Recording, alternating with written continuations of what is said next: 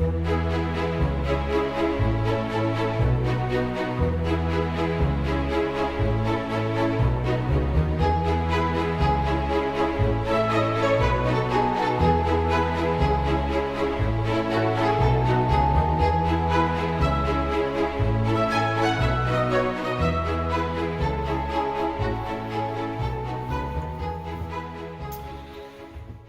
it's Dr. J. Smith back with you again. We've this has been a fascinating pandemic, lockdown where we're all at home, and most of us are looking for things to engage with. And I've been getting an awful lot of requests from you and from those who are on my email to engage with this area of the historical critique of Islam concerning the beginning of how Islam all began. Remember, we have always had this problem with Islam, with a man named Muhammad, and also with the city of Mecca, with the religion itself, as far as the people call Muslims, and of course with the Quran. And we've always wondered, why is it that everything we see about these five areas are all referred to in the 8th and 9th and 10th century, but not in the 7th century where they existed? And this has always been a perennial problem for those of us who are trying to find out how Islam really began. We don't trust those 9th and 10th century biographies, the sirah, or the sayings, the hadith, or the tafsir, the commentaries, or the histories, the tahrir. We've always asked this, as historians, you always go back to that which is the closest to the event, hopefully to the originals, or to actually the eyewitness account of who this man Muhammad was, what he did, what he said, and where he went. But we can't, and that has been a real problem, because none of that exists. None of this material on Muhammad, or on Mecca, or on the Quran. All of this either comes from the 8th or the 9th, or even the 10th century. And so over a month ago, back on April the 19th, I decided to just zero in on the 7th century, zero in on the very beginning, looking at that century and looking only at artifacts from that century. And I've been trying to put up video after video because you've been requesting it. Most of you are in lockdown. You have the time on your hands to look at these videos. And I've just been interested in what we can discern from that century, not from the 8th or 9th or 10th. I want only the 7th century. That's the century that Muhammad was living. That's when he died. That's when the Quran was put together. That's when he supposedly lived in Mecca. That's when he claimed to be, according to Islamic traditions, that he was a Muslim, and that supposedly is when Islam really birthed itself. It took on the image of Islam that we see today. That's what the Islamic traditions have always been telling us. So I'm back there looking and delving into the Ashtanami, these letters from Muhammad, supposedly looking at the Constitution of Medina. And when I've been looking at that, I've also tried to ask, well, what do we know about Muhammad himself? And that's why I brought Robert Spencer on board a few days ago to have this interview that has gone really viral, and it's been terrific, and people who have responded, and there are many questions. Nonetheless, who is this Muhammad? What is this Islam? Who are these Muslims? Where is this Mecca? And where is this Quran that Muslims keep telling us about from that century, from the 7th century? Well, about a year ago, I was at a large conference in Poland. It's called the European Leadership Forum. And back there in 2019, right a year ago, almost still today, they asked me to do a workshop on this very question. And I did a 2.5-hour workshop, which they put up on YouTube. They just put it up 2 months ago. It's been up on YouTube for only 2 months on their FOCL, FOCL site. And already 115,000 people have watched that workshop. Now, that ELF forum is now starting today, the 22nd of May, a year later, but it's not in Poland today. It's actually online, because everybody who would be going to that conference has had to stay home in all the various countries all over Europe, also here in the United States and in Asia and Africa and other places. So there is nobody able to go to Poland right now. So they're doing it online. And I asked a request, and I asked them if I could take that workshop that I did a year ago, which is all about what we're talking about right now, and if whether I could put it up onto my site. If I could look at that workshop and let people see it, because it would not only fit in with the rubric of what ELF is doing right now in this next week, it also comes from ELF. It's already up on their site. 115,000 people have already watched it. I wanted my people to see where I was a year ago. Now, this was 2019. Remember, we're in 2020 now. We're in May 2020, exactly a year later. And this is the problem in some ways with historical criticism. Historical criticism keeps changing because new material is being found. I didn't know a year ago about the coins. I wasn't aware about these letters. Hadn't really looked at the inscriptions. This is all new material that has come to light in just the last year. And what I say today, I am saying today in May or June or July in 2020, I will have to move on and continue to embellish that because of new material that will yet come to light. So what I want to do is I want to share this workshop that I did a year ago. I want to share it with you now, those of you who are watching my channel. It's a long workshop. It is 2.5 hours. It is owned by ELF, European Leadership Forum. It is up on their FOCL YouTube site. There are 2 other workshops that I did there, one on the 10 most often asked questions, and also the 20 logical fallacies. Those are also up on the website. I think about 24,000 people have watched one of them. Another 12,000 have watched the other. So they're becoming very popular, and they're just moving right up the scale, proving that there is a real desire to understand Islam historically. There is a real desire to engage with Islam publicly. And because of the fact that this is such a popular theme, it makes sense, therefore, to also put this in many different platforms. So I will be bringing those videos of those workshops. I will be putting them up on Fander Films at a later date. This one, however, deals with exactly the topic we're dealing with. It deals exactly with the 7th century. It asks the question, how then did Islam begin? Or as I titled it, where is the man? In search of the man. In search of the man. Where is Waldo? I'm asking, where is Muhammad?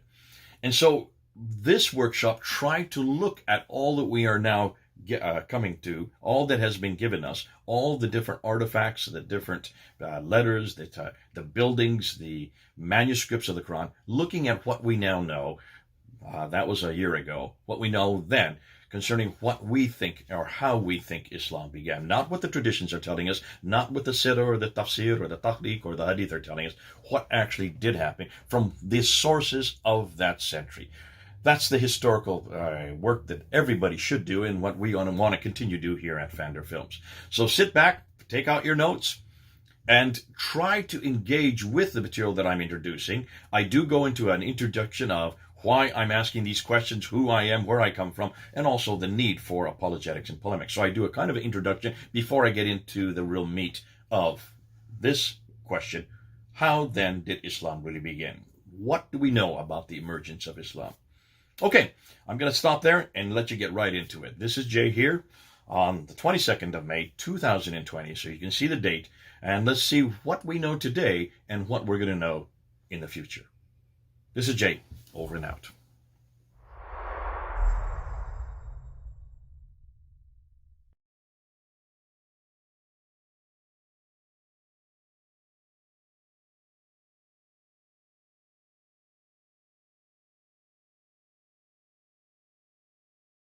Whenever these videos get put up on ELF, on their FOCL site, the Muslims grab them and they pull them down. And then they unpack everything I've said, and then they take me on, and it's great fun. So I know this is all going to be, you Muslims, you're going to take all of this stuff and you're going to pull it down. And this is one way to engage. In some ways, it's a good way also to be peer-reviewed. This is a way of being peer-reviewed. I know that hundreds of Muslims are going to see what I'm going to say today, and they're going to put up videos. I'm going to have to then respond to them. And that's how we learn, and that's how we actually increase. And so it's great fun, this kind of interaction. Let me give you a background as to why and who I am, so you understand why I'm saying what I'm saying, because it may disturb you, especially being European, this kind of talk. I grew up in India, was born in India. My parents were missionaries, my grandparents were missionaries, so I'm third generation Mish kid from India. My grandparents went to India in 1913. My parents' graves are there, my grandfather's grave is there. They never left India. They loved it so much and dedicated their whole life. And to understand why Islam, all of North India is mostly Muslim. So having grown up in northern India and having had Muslim roommates, I've grown up with Muslims in my school. I did all my first 12 years in India, and then I left India. And when I remember when I left, I was so glad to leave India and so glad to leave all the Muslims, because they were very aggressive. They were, any discussion we had, it was always the Muslims against me.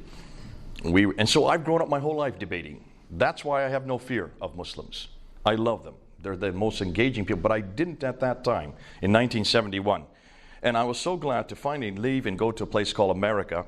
Now, my accent is American, right? But this I didn't get in America. I got this in India at a missionary school called Woodstock. Moving into the American accent, I have to use that in the West. And it's that background that prepared me for what I'm doing now. I didn't plan to go back to the Muslim world. I married a Mish kid like myself from Kenya. Judy, here's her picture here, my wife. And she grew up in Kenya, I grew up in India. We met in America in undergraduate studies. But after we got married, I was doing postgraduate studies at that time, and I went to a seminar, a one-day seminar, something like what we're doing today, on Islam. And we were told back, this is 1981 now, so we were told back in 1981 that there were 800 million Muslims. Huge number. How do you compute a number like that? Too big. But then we were told that there were only 1,500 missionaries working amongst them.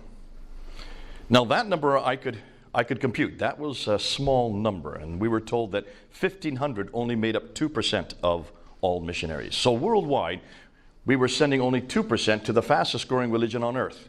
And those two numbers were like a slap in the face. And I turned to my wife and I said, what in the world are we doing wrong?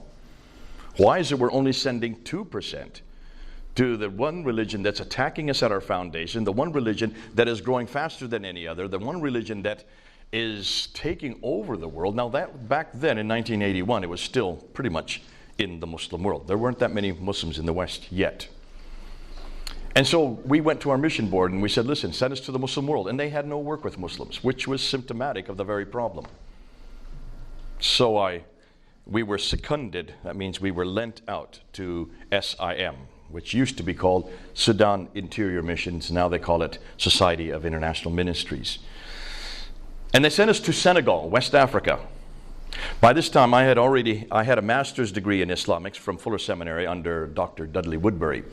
So I thought I knew everything I needed to know about Islam, having grown up with it, having had a master's degree in it. And I went to Senegal, and the reason why they sent us to Senegal is because no one else wanted to go there. Because you have to learn 2 languages to go to Senegal. You have to learn French, and then you have to learn Wolof. So we went to work amongst the Wolof people, and I immediately realized that my training did not prepare me for this kind of Islam, because this was very much of a Sufi Islam. It's the confreries, the brotherhoods, the Qadriniya, the Tijaniya, the Murids, especially the Murids, which was an indigenous group of Muslims.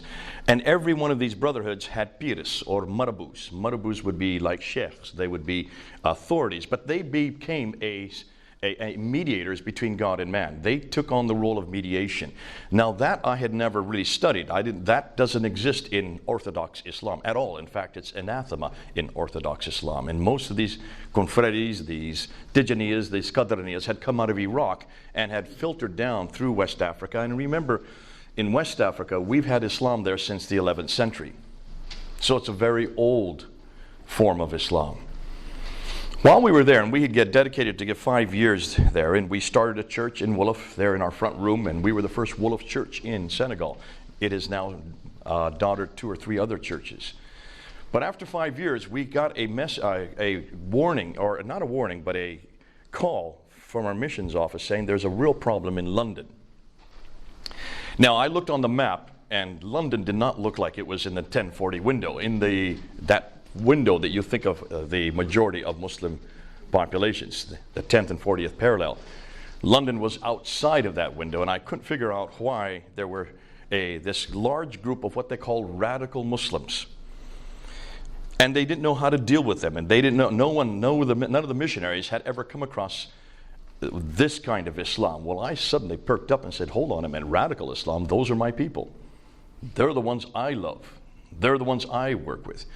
That's what I'd grown up with. Do you understand what I mean by radical Islam? Well, what's the word radical mean? Give me a definition of radical. A radical number is what? Root. Root, there you go. So let's use that definition. Radical Islam would be the root of Islam. To be a radical Islam means to go back to the root. So what would be the root of Islam? There you go.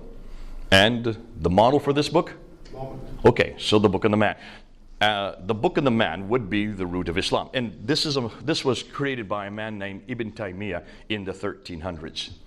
And he was the one that actually defined real Islam. He said, to be a good Muslim, you must read the Quran and you must follow Muhammad. The Book of the Man, the Book of the Man. 1300. Remember in the 1500s, 200 years later, a man in Germany said much the same thing about Christianity. His name was Martin Luther. Nailed up those 95 theses on the Wittenberg door. Remember that? What did he say?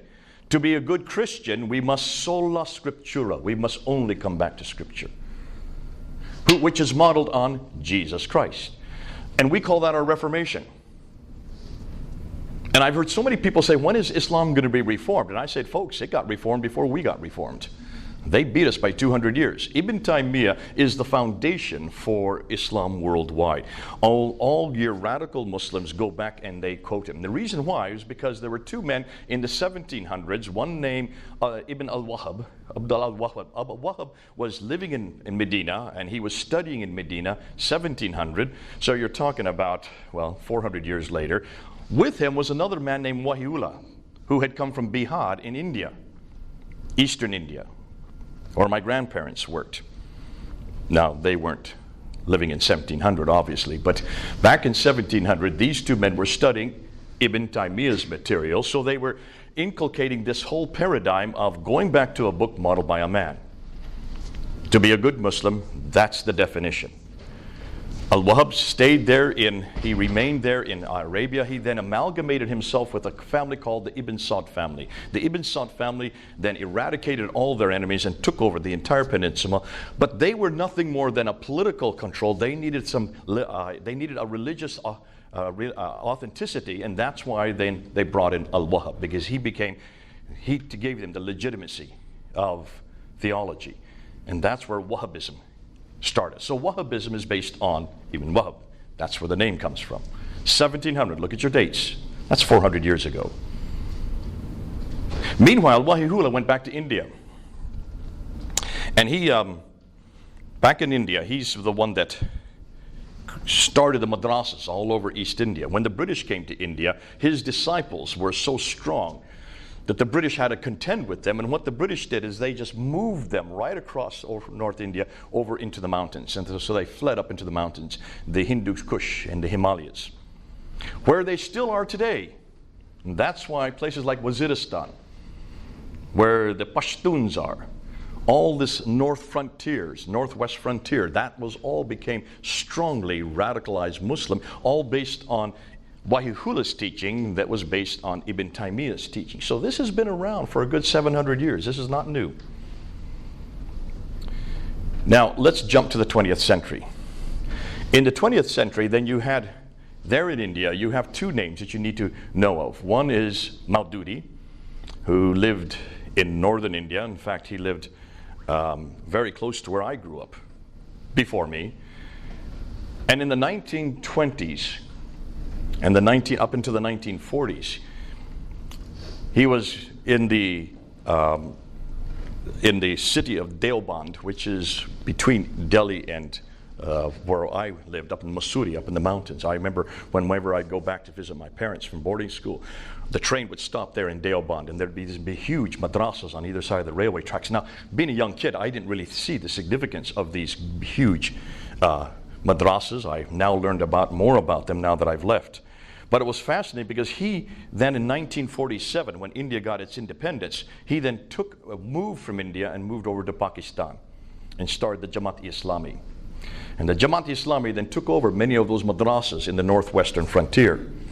And they created huge schools of training, all training and teaching Ibn Taymiyyah's material.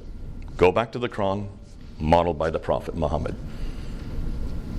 Their students were talibés. Talibé means student in Arabic and in Urdu. The talibé became the Taliban. The Taliban then moved into Afghanistan, because that's all Pashtun, they're all the same tribe. Moved into Pakistan and threw out the Russians. That's probably where you all came into the picture. That's where many of you then were living, and you know what happened once they threw out the Russians. Meanwhile, in Delhi, well, even before that, in 1920s, a man named Muhammad Ilyas. Muhammad Ilyas was another very radical Muslim who had been brought up on Ibn Taymiyyah's material. He had been heard about all that Wahihullah. But we're now in 1920s. He started another group called the Tablighi Jamaat in Delhi, capital of India. And remember, at that time, Pakistan, India, and Bangladesh were all one country, created by the British. So that was a huge block of Muslims right there in one country. In 1947, then it became 3 countries: West Pakistan, India, and East Pakistan, or the other way around for you: West Pakistan, India, and East Pakistan. So here you have the Tablighi Jamaat growing in India. You have the Jamaat Islami growing there in Pakistan. That's what's happening in the Indian subcontinent. Now, this group, the Tablighi Jamaat, has grown and grown and grown since 1920s, 1924, so almost 100 years. It now is in 120 countries, and it has a membership of 80 million. Let me repeat that number, 80 million. That's a big number, isn't it? That's the population of Britain right there. Those are the Muslims I have been having to contend with in Britain. Most of the radical Muslims I'm engaging with are the Tablighi Jamaat. It was the Tablighi Jamaat that came and blew themselves up and killed 52 people in July 7th, 2005 in London. Do you all remember that? That is the Tablighi Jamaat. Most of the attacks that we've been getting in London and Manchester, we're just celebrating yesterday or today the bombing of Manchester. That was yesterday, I think. That was at the Tablighi Jamaat. So almost all the attacks that we're getting in Britain are infused by the teachings of the Tablighi Jamaat. These are the groups that none of you have heard about, and you never will hear about because you're not engaged in that level. Most of you have only think about Islam as being Arab. You're not thinking about the Indian subcontinent. The Indian subcontinent is by far much greater, much bigger than anything in the Arab world. And it's the Indian subcontinent where we're getting all of our attacks against Christianity. There is not one well-known Muslim Arab who is attacking Christianity. Name me one. Let me give you the names of all those who are attacking Christianity. Ahmed Deedat. Is he Arab? No. He lived in Durban in South Africa, but he's from India. Zakir Naik. Go up on YouTube, put his name there. Thousands of videos by him. He's from Bombay. Probably the most prolific today. Shabir Ali. No. Lives in Toronto, but he is from India. Adnan Rashid from Pakistan. Mansur Ahmad from Bangladesh. Most all of the best known debaters today, polemicists who are attacking Christianity, are from the Indian subcontinent. And there's a reason why they're from the Indian subcontinent. 2 reasons really. One is because they were colonized by Britain, and being colonized by Britain, they have grown up with the English educational system. From middle school on up, everything is in English in India, Pakistan, and Bangladesh. Unlike the rest of the Muslim world, where everything is either in Arabic or whatever the local language is, Indonesian or all the rest. But secondly, because Britain is a Christian power, they have already engendered and ingrained themselves on how to attack Christianity. And they saw quickly, much quicker than the Arab world, that Christianity was Islam's greatest threat. And it stands to reason we're their greatest threat. Because we stand against everything they believe. We stand, if you look and see the 2 religions, when you look at them and you do a comparison between Islam and Christianity, Christianity in every major case stands against Islam. So can you see then why in the Indian subcontinent this has gone much quicker, much faster? And the other reason is, just look at the numbers. Just look at the numbers of Muslims in Pakistan, India, and Bangladesh. If you just add up their Muslim, not Hindu, not anything else, just Muslim population, you have over 650 million Muslims. Look at the numbers. There's nothing that is as big as that. Nowhere else in the world is as big as that. Indonesia only has 200 million. The whole Arab-speaking world, the entire Arab-speaking world, is only 270 million. 650 million just in one block. And yet we're not doing anything, hardly anything. No one wants to go to the Indian subcontinent. So that's why I've dedicated and done most of my work again in the Indian subcontinent. That's why I have to work in this area. Because when you work with Indians and Pakistan and Bangladesh, you have to engage in the historical critique. The reason why is because they're using it. No Arab, I've never met an Arab that attacks me historically or that even defends Islam historical. They don't even understand that there's a problem there. And the reason why, it's not that they're not intelligent enough, it's because Christianity is so small and so weak, it doesn't even appear on the radar. It's not a threat to them. There's no threat. Whenever I'm at Speaker's Corner, for 25 years, I would go every Sunday down to Speaker's Corner, and I'll be there this next Sunday, in a few days, and we would engage with whoever's in front of us, and almost invariably, if I'm talking to an Arab, I'm just going to go in a circle with them. They have never heard of the Trinity. They won't even know about the Christology of Jesus. About authority of Scripture, they don't even know that that's a problem. None of these things they've never heard this. They have no idea that Jesus died on the cross or Issa died on the cross. These are things that they don't think about. They want to talk about George Bush. They want to talk about Trump. They want to talk about politics. They want to talk about Israel. They want to talk about anything but not theology, because they don't believe that there's a problem with theology. They don't even know that we have a difference in theology. So I don't engage at that level with them. Well, that's not quite true. I make sure we engage theologically, because I'm not there to talk politics. I don't care dilly swat about politics. That's not true. I do, but not when I'm engaging with Muslims.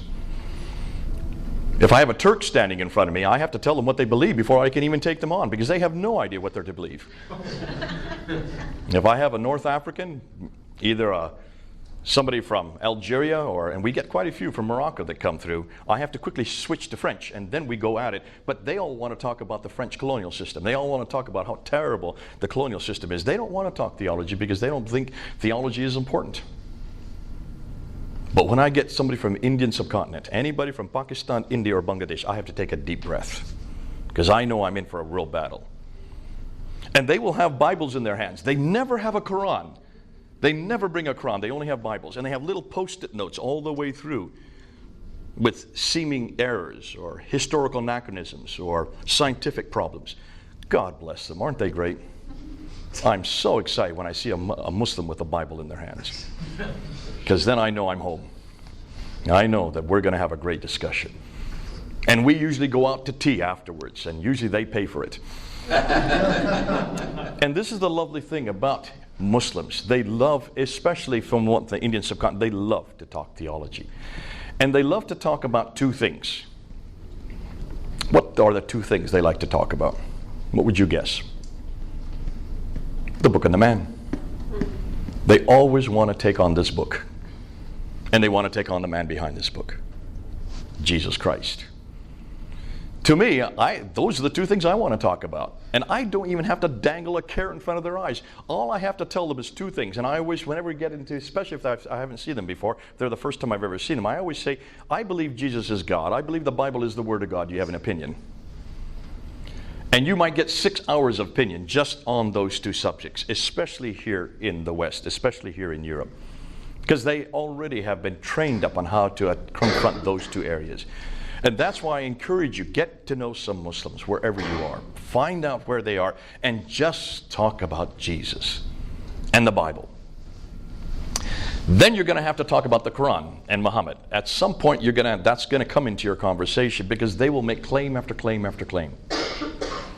And this is now where we're going to get in today's talk. So that's the introduction, which took me, 15 minutes, sorry about that, to get into.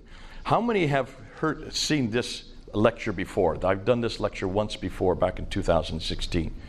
None of you? 1, 2. Well, you've seen everything I've done, so you don't count. In fact, I might have you come up here and do some of this. This is my other expert over here, so he's the other one, the other Islamicist in the room. What we're going to do then, I wasn't going to go through all introductory, but since none of you have seen this or don't where I'm going to go, we're going to do the whole introduction and go and walk you through it so that you know where we're going. Now, we are going to go till 10:30. Then we're going to have a half an hour break for coffee and try to peel yourself off the floor. And then we're going to come back at 11 o'clock and go till 12:15. Am I correct? 12:15. Under orders of my friend from Scottsdale. Because she wants to then give you, I guess, a handout for after that. And we do need to get out of here and get our luggage so we don't get stranded here from getting our planes. So let's go ahead, and at any time, if you have any question, just raise your hand, because we have lots of time to get through this. We're in no hurry, and I really do want to engage. And I want you to come back at me. Try as best you can, especially, you put on your Muslim cap today, all right? Try to be a Muslim and try to listen to this from a Muslim perspective, and try to hammer me any way you can, because the more I can get hammered now, the better it's going to be for that film. But also, it's better for the Muslims to see that we are able to engage like this as Christians. Let me define terms. I am a polemicist. My PhD is in polemics. In fact, I think I'm the first in the world to get a PhD in Islamic polemics, for one very good reason. Most people don't even know what the word means. Secondly, there's no school in the world that teaches it. This doesn't exist. Am I correct? There's just no school that would dare teach this, because they would be targeted by Muslims. Polemics, do you all know what is there someone who doesn't know what that word means? You all know what it means? Yeah? Great, so we can go right ahead. So I go on the offense. That's what I am. I'm very offensive. And I don't apologize for being offensive, because this is exactly what I'm called to do. Don't you do this in the Arab-speaking world, in Pakistan. You can do this in India, but not in Bangladesh. All right, you can do it in Indonesia. I have used this in Indonesia, we got in and we were able to. So I can teach it in these countries. Be careful about using it in Muslim countries. That's all I would say. And it's sad that I have to say that. Isn't it interesting? We don't do this with the Christian world. No, there's no Christian or any organization that would censor anybody criticizing the Bible, or criticizing the emergence of Christianity, or criticizing Jesus Christ. This just doesn't exist. It did, historically. We did have a historical period where that did happen, but not today. And certainly not in the New Testament period. And that's why it's fascinating that we're now coming full circle. We're doing what Paul did. And what I'm doing today is what Paul did when he was in Ephesus, or Berea, Cappadocia, Laodicea, whenever he went into the synagogue and confronted the Jews with what they had done to the Messiah. That's what I do. I follow. He's my example, and he's my paradigm. So what we're going to do today, be aware of the fact that this is more for Europe. This is for your locale. This kind of material you can use all over Europe. And really all over the world, just not in the 1040 window. And I'm even saying that, be careful, because there are many places you can use it in the 1040 window. I'll let each one of you decide in your own, wherever you're going to move, or whatever country you're in, how it is effective or not. So let's start with this claim that Muslims make. So what do they claim? Well, they make the claim, and for the last 1,400 years, they've made this claim. Now, I am going to tell you, put your pencils down. You're not going to keep up with me. However, all of you can have this PowerPoint. At the end of the session, just give me your USB drive, and I'll slip it over to you, and you can put it on your computers. So this is available to all of you, not to those on the camera. I get this all the time. People all over the world, you said we could have this PowerPoint, because I said it on camera. For people only in this room, you can have this PowerPoint, all right? Because I do not want to spend my whole life sending PowerPoints all over the world. And remember, even what I say today, in another 6 months, it'll have changed. Because we're getting in so much new material all the time. That's the exciting thing about this material. It is new, and it is exciting, and it's all going one direction, which is really helping us out. So let's go ahead and start with this claim. Whether Muslims are radicals, whether they are nominal, whether they are liberal, they would all make, well, maybe not the liberals. Let's hold off on the liberals. They may not make this claim, but anybody else would say that Muhammad is the last and the greatest of all prophets. They would say that the Quran was his revelation sent down only to him, and that it is the final and greatest revelation. So it supersedes anything that comes after it, or sorry, even before it. And therefore, Islam is the final religion based on Muhammad's life and sayings and the Quran's teaching. So that's the book and the man. The teachings of Muhammad would be the Sunnah, and that would include the Sirah, which is the Siratul Rasulullah, his biography, the Hadith, which would be his sayings, the Tafsir, which would be the commentaries on the Quran, and the Tahriq, which would be the history. So those are the four genres of the Islamics, or the Sunnah of the Prophet, looking at his example to then apply what's in the Quran. So Islam is completely dependent on one book and one man, the book and the man. So we need to investigate both the Quran and Muhammad and see if indeed the Muslims are correct. We've already done the book 2 nights ago, and that, by the way, is up online. That what I did 2 nights ago is already up online on Fander Films. If you want to take a card Here's the thing on YouTube, Fander Films. Go up and look at it. I put it up about a month and a half ago. It was a talk that I did on the Quran in Hong Kong back in November, where I was to debate a Muslim, and he never showed up. So what I did, we decided to go ahead and put it and do it at the university there, the city university. The day before we were to do that talk at the city university, the Muslims in Hong Kong went to the authorities and said that I was a hate preacher and that I was an Islamophobe. Now, the city university didn't even ask to talk to me about it. They just banned me from the university, just like that. This is the second year running where that has happened. The year before, in 2017, I was also in Hong Kong to go to another university to talk a similar talk, and we had already started the talk like we're doing right now. We were halfway an hour into the talk when the authorities came and threw us all out, 200 of us. And we all had to walk down the hill to a church and continue it. But you know, you can ban us all you want. We still film everything we say. And that went up on my Fander Film site about a month and a half ago. Over 40,000 people have watched it now. And we're getting reports. Muslims are now contacting me who have become Christians because of that talk.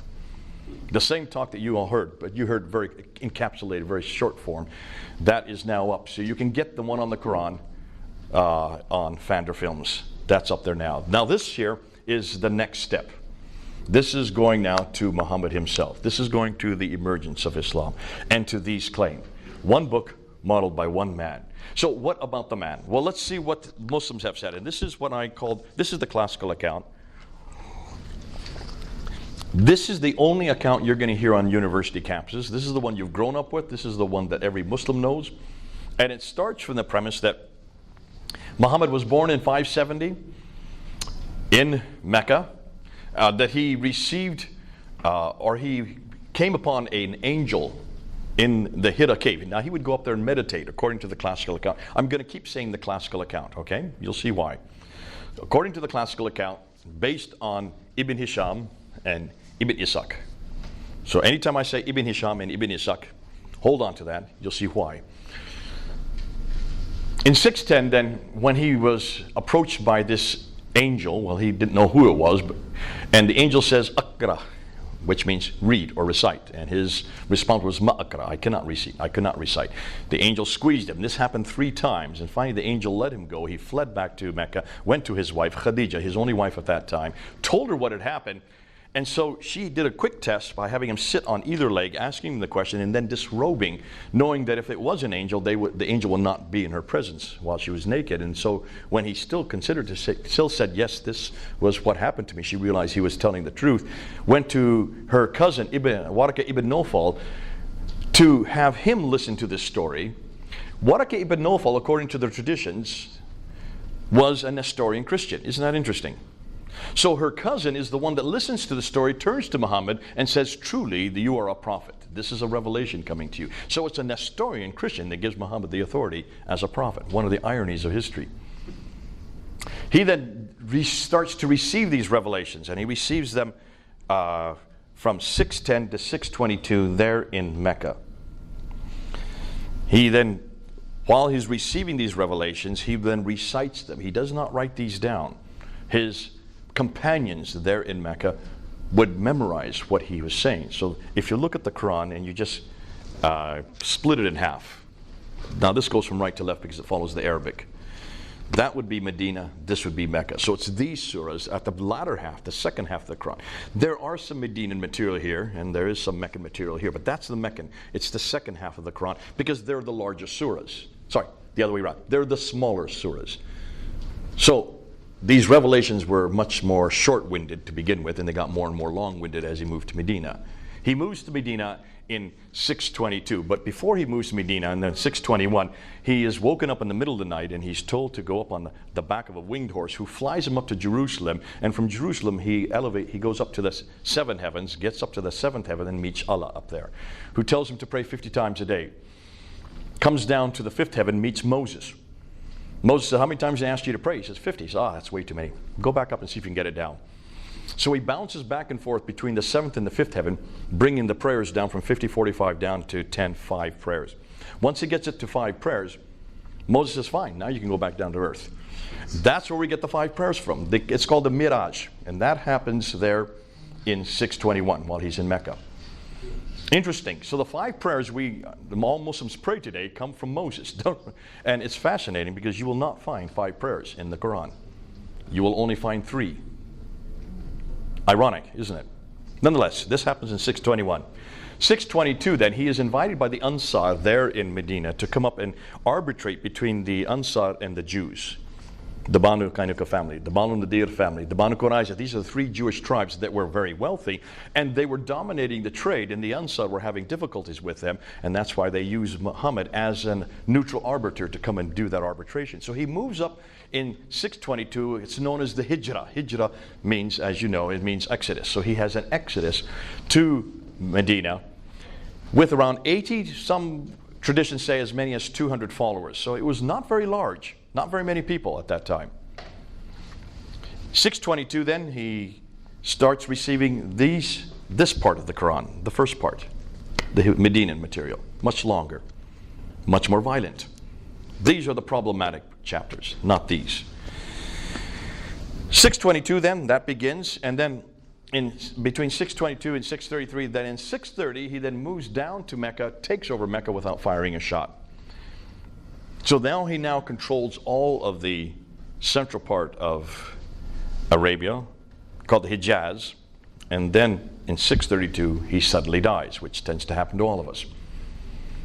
Now, at his death, the Quran had not yet been written down. It was still on pieces of bark, stones, and in the memory of his companions. Abu Bakr takes over control, and he rules for 2 years. And at that time, he then is the first to have the Quran written down. He takes a man named Zayd ibn Thabit, who is the secretary of Muhammad, gives him that responsibility. So there's the first recension, the first copy, the first codex of the Quran written in 632 to 634.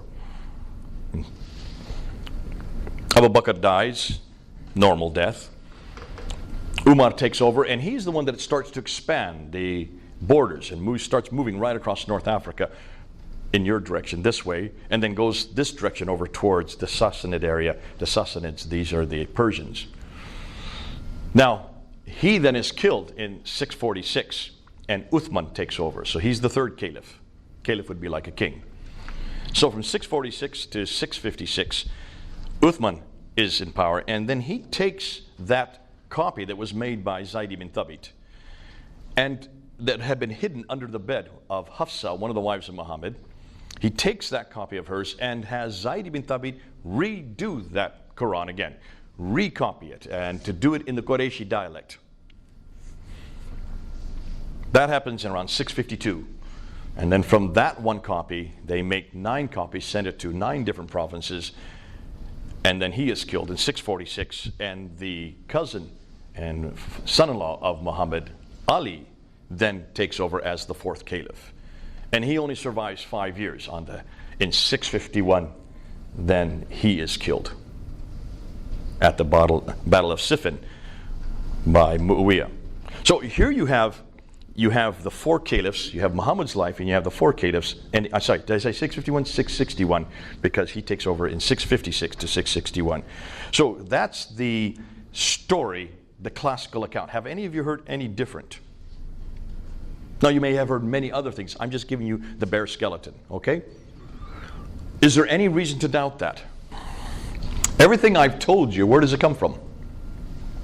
I helped you out about 5 minutes ago. I gave the names of where this comes from.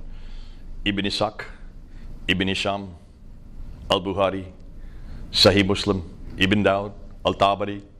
Have you heard these names before? If you were a Muslim, and those who are listening, you would know these names immediately.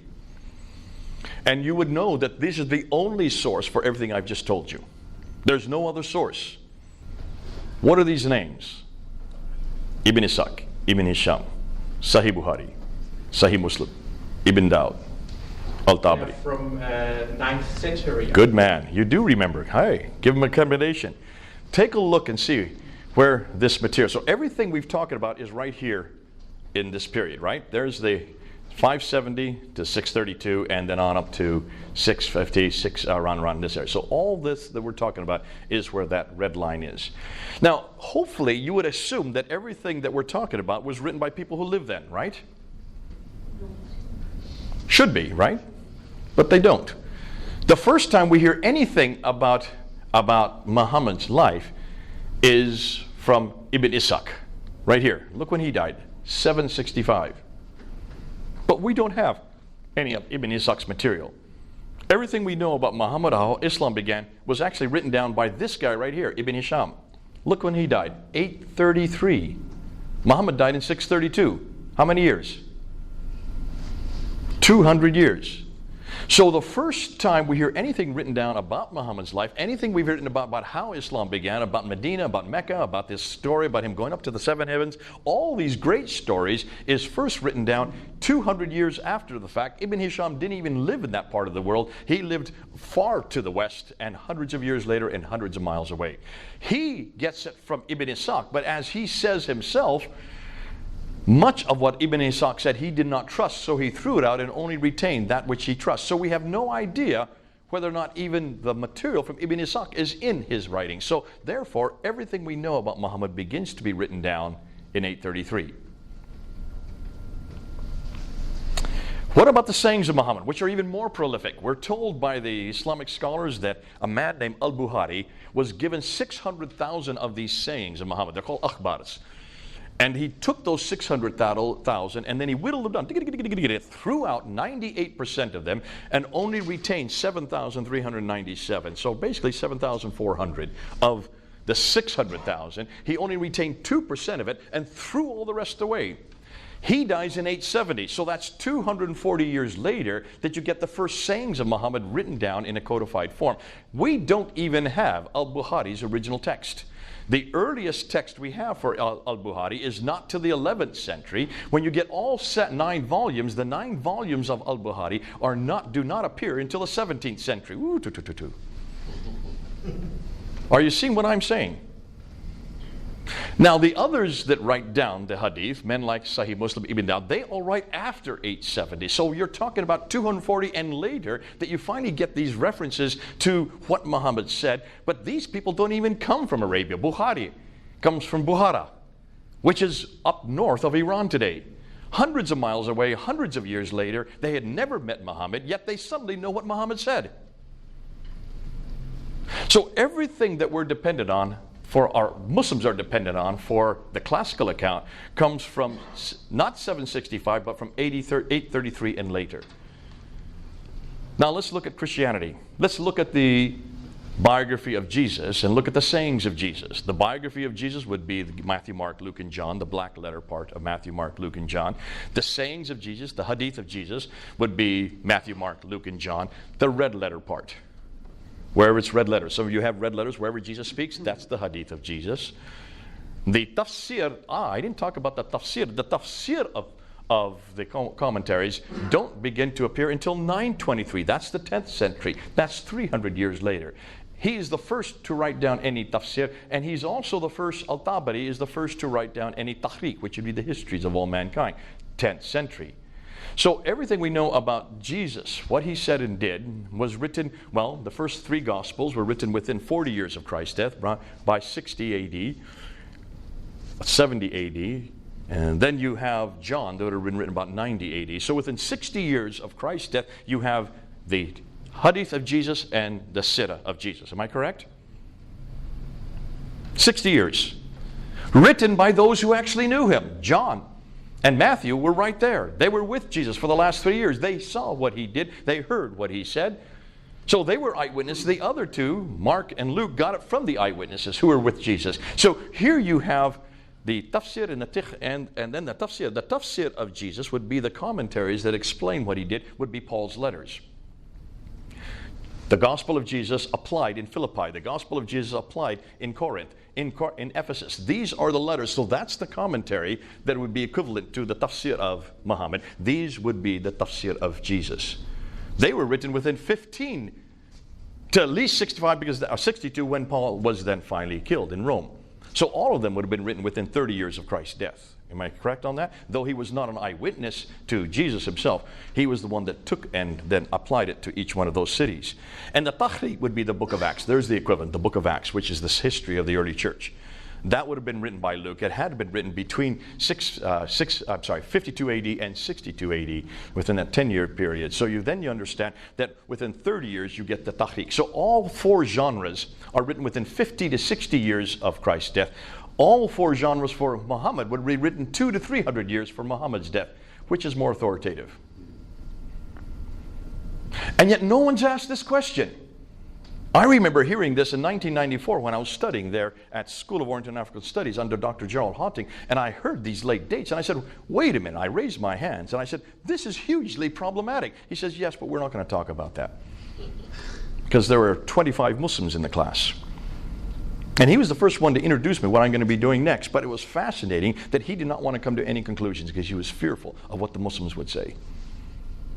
In London, the premier school in London on the history of Islam. So, 21st century scholars are deeply troubled by these late dates. And so they're saying this: Islam as we know it did not exist in the 7th century, but evolved over a period of 200 to 300 years. The Quran probably was not revealed to one man in 22 years, but likely evolved over a period of 50 to 100 years. Their conclusion is that the history of early Islam, at least from the time of the Caliph Abdul Malik and before, is a later fabrication. Now, that's a huge bit to say. How am I going to prove it? I'm not going to prove it. I'm going to let them prove it. We're going to use their material. So, let's look at their concerns. This is their primary concerns. Why is it took so long to write this down? Why did it take 200 years to write down what Muhammad said and did?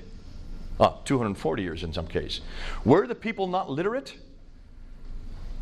Remember, they controlled by 685. This is by the time Abdul Malik comes to power and creates, and we're going to see, remember that name. We're going to talk a lot about that name this morning, Abdul Malik. He is the great caliph from 685 to 705, who then introduces the whole Arab identity. But nonetheless, up until his time, they controlled Basra, Baghdad, Damascus, Jerusalem, Cairo by 642, and then from Spain to India by 685. Spain to India, that whole swath of land, from Spain to India, was under the control, and still is under the control, except for Spain and Jerusalem, Israel. All the rest of that land is still under their control 1,400 years later. So there's no reason not to have written this down. Plus, people could read and write, could they not, in those countries? Certainly they could. We know there was a library in Alexandria in the 5th century that was burned to the ground. So people could read and write. Muslims tell us that they could read and write. They are the ones that tell us that this was written down in 632 by Zayd ibn Thabit. If you're writing down, that means you're putting together a book, right? It's their claim. So you cannot excuse it by saying no one could read and write that early. It doesn't work anymore. More than that, where did the 9th century biographers get their material from? Well, if you look at every one of the akhbars, there's a matan that precedes it. And that would be the names, the isnad. The isnad would be the names of those from what this material got it from. So I got it from so-and-so, who got it from so-and-so, who got it from so-and-so, who got it from a companion of the Prophet. And in every case of all of these akhbars, they have these isnads that are derived there. Now, what does that tell you? What is this all based on? Oral tradition. Everything we know about Muhammad, everything we know about Islam, everything we know about the emergence of Islam, everything we know about how the Quran was put together, all comes from oral tradition. I have a problem with oral tradition because I know what will happen. If I told you something in your ear and you tell her and it comes on down here, by the time it gets to him, what I tell you and what I tell him are two different things. You probably play that in birthday parties. We call it Chinese whispers. Sorry if there's any Chinese here. Or telephone. It's a great thing to play, but within a 15-minute period, if you can get a whole different story, can you imagine what happens over 200 years? And so you can see that this is problematic. This is enormously problematic if everything that Muslims are dependent on, everything they know about how Islam began, who their prophet was, and also how the Quran was written, is all based on oral tradition. Can it be trusted? Absolutely not. And that's why where the historians are very concerned. And what they're saying is, why not, if we cannot trust it, why don't we go back to the 7th century? Let's go back to the 7th century. Let's go to this time period when the world looked like this. And this is by 661.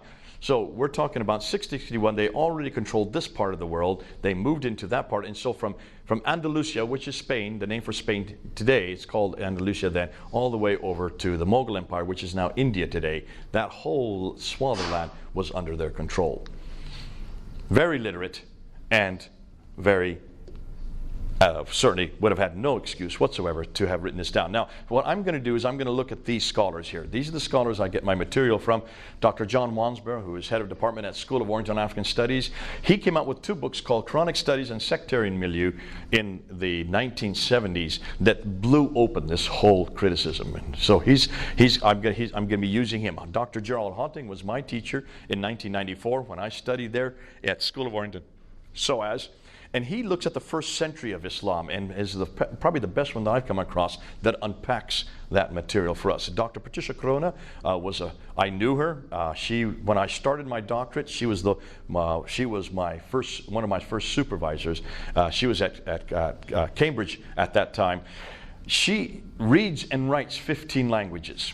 All archaic languages. So you can see the scholarship that we're talking about. I don't think anybody's been able to equal her. She just passed away about 1.5 years ago. She got death threats for writing a book on Meccan trade. I'll be using her material on Mecca that we're going to come to. And she had to move from Oxford University to Cambridge University. That's when I knew her. My first debate in 1995, I went to her office, and she was the one that actually walked me through all this newest material. And it was her material that I used in that debate. I gave 10 historical questions to Dr. Jamal Badawi in 1995, August of 1995. That was my first debate on this material. We're in 2019. This is 24 years later, and yet Jamal Badawi, none of them have been able to answer those 10 questions. All of them came from Dr. Patricia Corona. Now, we put that up on the internet. It's still up there. And you'll see why, because some of those I'm going to introduce in this talk. So this is nothing new for me. This has been around for 24 years, 25 years, moving on to 25 years. Dr. Andrew Rippin out of Calgary, he is probably the one that has brought these difficult ideas and put it down to layman's terminology. Now, he just passed away as well. Dr. Robert Hoyland out of Oxford, he's no longer there. I think he's up in Edinburgh. I'm not sure where he's at right now, but when he wrote his book on Seeing Islam as Others Saw It, he reads and writes 18 languages. So these scholars are really linguists. They go back to the original language and they read them in the original language, and they usually don't translate them for the rest of us because they don't want Muslims to read this, which is tragic because they're up in the scholastic world, they're in the academia world, and they do not want this to get down to the streets. When I was studying with Dr. Gerald Hotting, I would take what he was saying in class, and after 2 weeks, every Muslim in that class left the class. Not every, 2 remained. This is in 1994 when we were hearing this material. And it's the first time I'd ever heard this material. I had a master's in Islam, and I'd never come across this material because they were not teaching this in America yet. This was only being taught in Britain and Germany. Those are the only 2 places they were teaching this new material. And I remember as the Muslims left, they slammed the door, yelling Allahu Akbar as they slammed. The reason why is they could not come up with any rebuttals. They had no idea how to handle this kind of material. And that's why Gerald Hotting was going very soft. He didn't want to come to any conclusion. He just put it out there. Well, I was going to Speaker's Corner at that time, and I just started to try it out at Speaker's Corner. And I got filmed there. They didn't have these smartphones back then, but they did have cameras. And it was put into a video cassette, and they were selling it in the bookstores there in London. And one of the students saw this VHS. Remember the old VHSs? Brought it to Dr. Hotting and showed him. And one of your students is getting up and actually introducing what you're teaching down at Speaker's Corner. He called me to his office, and he gave me a lecture. He says, "Don't you ever do this." I said, "Sir, if you're putting it out there, I've got to use it. If you're refusing to use it, I've got to do it. Don't stop me. Muslims need to hear this. It's no good for you just teaching it in a class and keeping it couched and keeping it private. This is devastating for Islam. This is going to destroy." And I said it to his side. This is the Achilles heels of Islam right here. And here you are keeping it to yourself, keeping it in academia, where it doesn't belong. Thank God that you're doing the research, but let us, if you're not going to do it, don't stop me from doing it. Let me get it out there. 1995, I was introducing it. I was back in the 1990s, the Speaker's Corner was very violent. This is before Muslims became peaceful. There was no narrative of peace back in the 1990s. That only came after 9/11, where the narrative suddenly changed overnight. But back then, they would have all these speakers on different ladders, and there was about 10 speakers down there, and all around there would be their talibis, their disciples, from the Jamaat Islami, the Tablighi Jamaat. And I would go into each group and I would try to confront the speakers. And I remember introducing Dr. Gerald Haunting's material.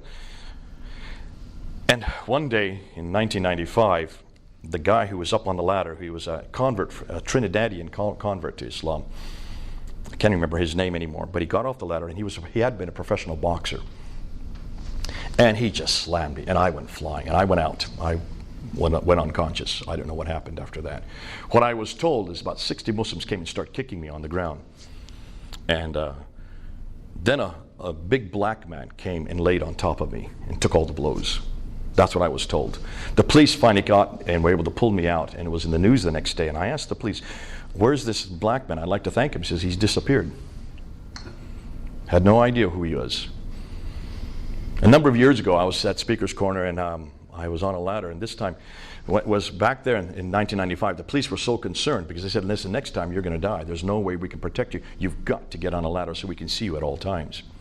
And I said, "Okay, I've never been on a ladder before, and I'm not really good at homiletics, and I don't know how to, I couldn't string a lot of words together. I wasn't really as clever as I am now, because Speaker's Corner trained me to do what I'm doing now." And they said, "You've got to get on a ladder, at least for your own protection." So I said, "Okay, I'll get on a ladder," and I've been on a ladder ever since. I'll be on a ladder this Sunday. But I was in the middle of a debate. I had done about 4 debates. What was happening by 2010, 11, 12, I can't remember if it was 2012, I would talk to the camera and I would tell Muslims, "Listen, I'm here every Sunday. If you have any problem with what I'm saying, come and see me. Come and debate me." And I always keep a second ladder for that reason. And they would come, these guys would come from all over the world. They would come and we would have these half-an-hour debates. 5 minutes, 5 minutes, 5 minutes, 5 minutes, back and forth 5 minutes. And it was so much fun because you really engage with them very quickly and you don't know what the subject is, but you don't have any computer, you have no books in your hand, you have nothing, you just have to have it all in your head. And it's a great way to learn how to engage like that, because if you can do it at Speaker's Corner, you can do it at tea shops, anywhere in the world. And it's a great way to train us. And after this one day, I had debated maybe 4 different Muslims, about half an hour each. I got off the ladder and suddenly I started getting beat up. I just started, they're punching me, these young, I think they looked like they were Middle Easterners, because they had never heard this kind of criticism before. And you can understand, if you're hearing this kind of criticism, how damaging it can be for the Muslims. And suddenly a big black man came and put his arms around me, said, "Let's go, Jay." And he took the blows for me. When I turned around to thank him, he had disappeared. So I call him Barry, my black angel. I was told by the Muslims that there are 2 angels above the branches who sit there, and they could see them. A fellow Mubin guy in 2010 came from Canada, and he saw these angels on the branches above me, and he was scared to death. We went and had dinner afterwards, and he told me about it. And he had no idea what those 2 people were, why those 2 guys were why they were up in the branches. And I said, "Well, tell me, what did you see? Because I've never seen them. In the 25 years there, I've never seen anybody in branches above me, these big oak trees that we stand under there at Hyde Park." And he says, "Well, there were 2 men sitting on a branch looking at you and smiling at you. You must have seen them, Jay. They scared me. You must have seen them." I said, "No, but I know what you saw." And I said, "Every day I get up on the ladder, there are churches in America, 20 churches or so. I get up on the ladder at 4 o'clock in the afternoon. They're there at 11 o'clock in the morning, so 5 hours difference. They're starting to pray that I preach the gospel. They're starting to pray that Muslims hear it. They're starting to pray for my protection." You saw the answer to their prayers. Those were angels. I have never seen them. And I know that Christians see angels everywhere, but Muslims are not used to this. You have no idea of the index. That's why God wanted you to see them, so that when you told me you saw these 2 men, I could trust you before I could trust any Christians on this. So I call them Harry and Barry. Harry and Larry. Those Harry and Larry on the branches and Barry on the ground. But this is the kind of stuff that when you unpack it, you're going to have to use this kind of protection. When Haunting heard that I was doing this, I said to him, "You keep doing the research. I'm not asking you to go public with this. However, anything you publish, I can quote. So be careful what you publish. But please do publish it, because we want to quote them." And I said, I understand this is not your battle. You're nothing more than an academic. You don't have anything really, there's nothing that you're in, there's no reason why you would want this to go to the Muslims, because you don't have a better answer. You have nothing to give them. I do. And the question is, what do we do if we're going to talk about oral tradition, or we're going to talk about historical authenticity and credibility? Should we not apply that to every faith, including the Jehovah's Witnesses, including the Mormons, and especially the Mormons? Because I understand, and I'm not an expert on Mormonism like you are, but when you look and ask the same question, historical critique on Mormonism, it destroys Mormonism, especially with the glasses of Joseph Smith. Can you see then why, if this exercise that we're doing today must be done to every book? It must be done to the Book of Mormon. It must be done to the Upanishads, the Bhagavad Gita, the Vedas. All the Hindu scriptures have to also pass the same historical test that so far only the Bible has. So getting to your second question, there's the segue right into the second question. I don't want to leave them hanging. I don't want atheists to take this material and use it because they have nothing to replace it with. I want to make sure that when Muslims hear the criticism that we're going to give, the historical criticism that we're going to give on the emergence of what they believe has always been authentic, I don't want to therefore destroy that faith, because God bless them. They have a faith in God. They already believe in heaven and hell. They already believe in the prophetic line. They already believe that there is a beginning and an end. And more than that, they also believe that there is a problem with sin. So already we have some commonalities. I just want to bring them home. And I want to bring them home through another book that has passed every one of the tests we're asking of the Quran. I also want to bring them home to another man that's also passed this historical test that we're now applying to Muhammad. So, for heaven's sakes, don't destroy that. But I also want to say the same thing to all of our Jehovah's Witnesses, and certainly our Mormon brothers and sisters. They need to ask the question we're asking today of the Book of Mormon. And they're going to find that there are holes, enormous holes, historical holes with the Book of Mormon. Therefore, don't give up God, just come on home. Just come on home. And I say that to my Muslim friends, come on home. Because their faith in God is beautiful. And the fact that they have such a strong faith in God, I'm jealous of that faith. But they've got the wrong God. They've got the wrong history. They've got the wrong prophet. They've got the wrong book. So let's move on. Let's go ahead and look at these characters. Well, they're not characters. They're quite well-known individuals. Hoyland, as I said, from Oxford. Yehuda Nevo out of was at the University of Jerusalem. He is the one that actually went and looked at the earliest inscriptions and noticed all these inscriptions had no shahada on them, no reference to people called Muslims, no reference to a religion called Islam. Yet these are inscriptions from the mid-7th century, moving right up to the late part of the 7th century. Muhammad died in 632, in the beginning of the 7th century. So he's done an amazing work looking at the earliest Arab inscriptions, and that's why I purposely say Arab, not Muslim. And then you have the German school, Luling, Puin, von Bolfmer, Oleg. These are the ones who are by far the best in the world on the earliest Islamic or Quranic manuscripts. And we're not going to talk more about them today, but the others we will. But there have been 3 books that have come out. One of them is right here, In the Shadow of the Sword by Tom Holland in 2012. So it's been out 7 years. If you don't have it, get it. Because he took this very academic material and brought it down to layman's terminology so that you can use it. You can get it on Amazon. It's large, thick book. So be careful. Read the first 100 pages, then jump to the last 100 pages, and then you get everything that's essential. Anything in between is good, but it's not dealing with the historical critique. And then he did a documentary that tried to encapsulate what he was saying in his book in 2012 in August 28 called Islam, the Untold Story. That was shown on Channel 4 television. And it's only 90 minutes long. And if any of you want it, I have it right here on my computer. I can give it to you before you leave today. What's fascinating, that he was very careful not to come to any conclusions. He just put the material out there.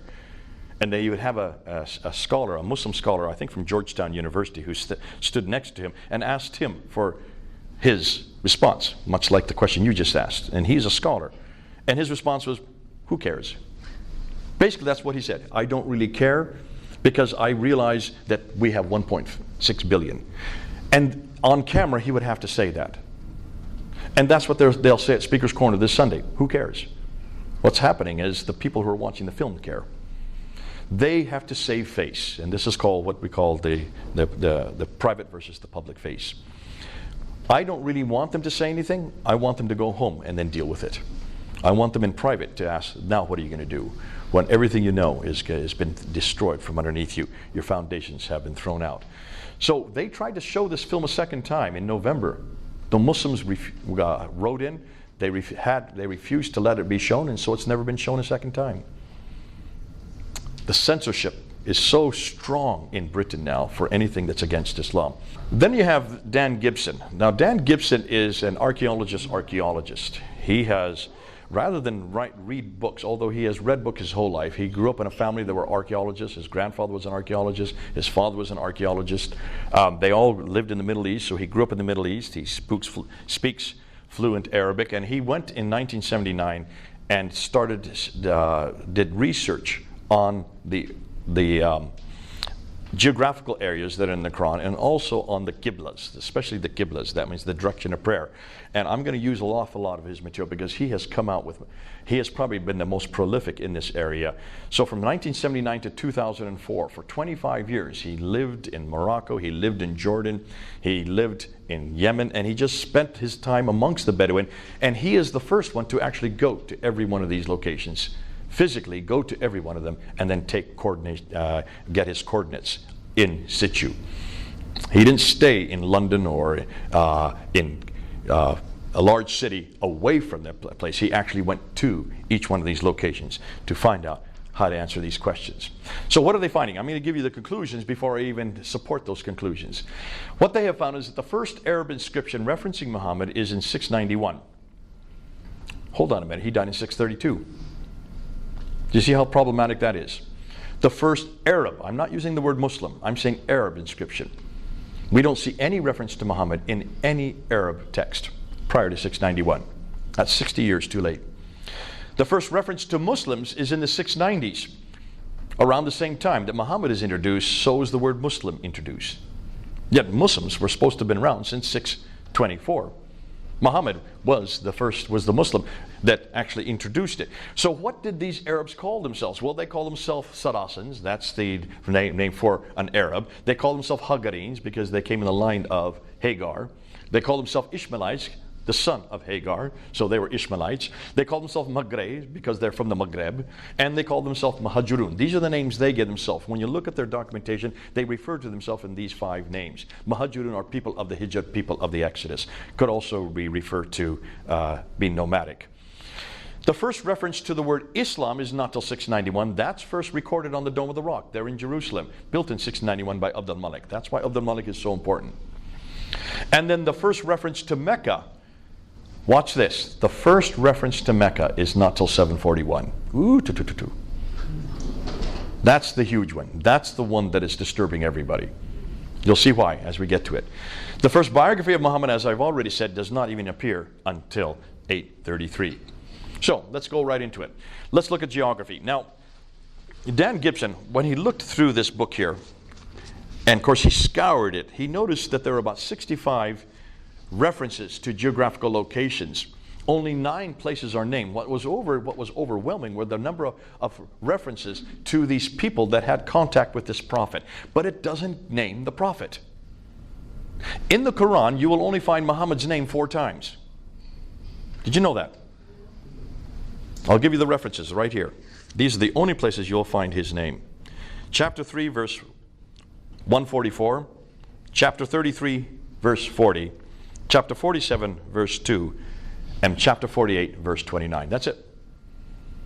All the way through the Quran, it refers to this prophet. It refers to the place of the prophet, but it doesn't give a name. There's only one place where Mecca is referenced, and that's in chapter 48, verse 24. That's it. So this man, this prophet, who lives in the place of the prophet, or the settlement of the prophet, but is given no name, suggests that there's a problem here with that name. Ooh, I love this. Can you then understand that we're starting to see that it looks like that this name was then added at a later date. Nonetheless, what we do know is that this prophet 24 times has contact with people from Thamud, which are the Nabateans. 23 times has contact with people from Ud or Ad, which we now know is the biblical Uz. And 7 times has contact with people from Midian, who are the Midianites. The difficulty is, look and see where the people from Ad Thamud in Midyanar. They live way up here, 600 miles further north. He's down here in Mecca. How did he have contact with these people over and over again, day after day, unless he had a helicopter to travel 1,200 miles? Do you see the difficulty? That immediately shows you that there's a difficulty with the Quran itself. So let's then do a comparison. In the Quran, there are 65 geographical references. 9 places are named. 600 miles too far north, every one of the places is in the wrong place. Just look at the Gospel of Luke as a comparison, which is much, much older. It's 600 years older, 700 years older than the Quran. 110 geographical references, 31 places named, every one of them in the right place. No one disputes the Gospel of Luke or the book of Acts. That's the beauty of the Bible. So like with like, you can see enormous disparity just between something as simple as geographical locations in 2 different books. So let's now go to the second problem, Mecca. And this is the biggie. What are you going to do with Mecca? Well, it's only referred to in chapter 48, verse 24. That's the only place you will find. And all it says is, and he it is who hath withheld men's hand from you, and hath withheld your hands from them, in the valley of Mecca. So we do know it's in a valley, after he had made your victors over them, Allah is seer of what ye do. So that's it. That's all you're going to get from the Quran on Mecca. It's in a valley. We need to know an awful lot more. Now, according to not only the Quran, according to the traditions, there's an awful lot that Muslims impose on Mecca, though it doesn't say Mecca, it just says the place of the prophet, whoever this prophet is. But according to the Quran, it's the first sanctuary according to mankind is Bakka, which could be Mecca. It is the mother of all settlements according to chapter 6, verse 92 and chapter 42, verse 7. But it doesn't refer to Mecca. It just says again, over and over again, the place of the prophet. It is where Adam and Eve supposedly lived. It was where Eve was thrown down to, according to the traditions. In chapter 7, verse 24, they're thrown out of the Garden of Eden, which is up in space. See, their Garden of Eden is in space. Ours is on earth. 2 completely different Garden of Edens. Thrown down to earth, and Eve was sent down to the place of the prophet, which Muslims claim is Mecca. Adam was sent over to India, southern India, and he walks across. He just strides across and gets to Mecca. The guy must have been huge. But nonetheless, there you can see the reference to Mecca. So that would suggest that this place called Mecca was the first settlement for all of mankind. I'm guessing, because I don't think there's anybody before Adam and Eve. Am I correct? In chapter 21, verse 51 to 71, it talks about Abraham. It doesn't say Mecca, but he is in the place of the prophet, and he rebuilt the Kaaba with Ishmael. What is Abraham doing way down in Mecca, 600 miles too far south? He was supposed to be in Mesopotamia and in Canaan, way up in the north. But nonetheless, in chapter 21, he's there in the Kaaba, and he destroys the images, the idols in the Kaaba, and then he's thrown into a fiery pit, which seems to come from the story of Shadrach, Meshach, and Abednego.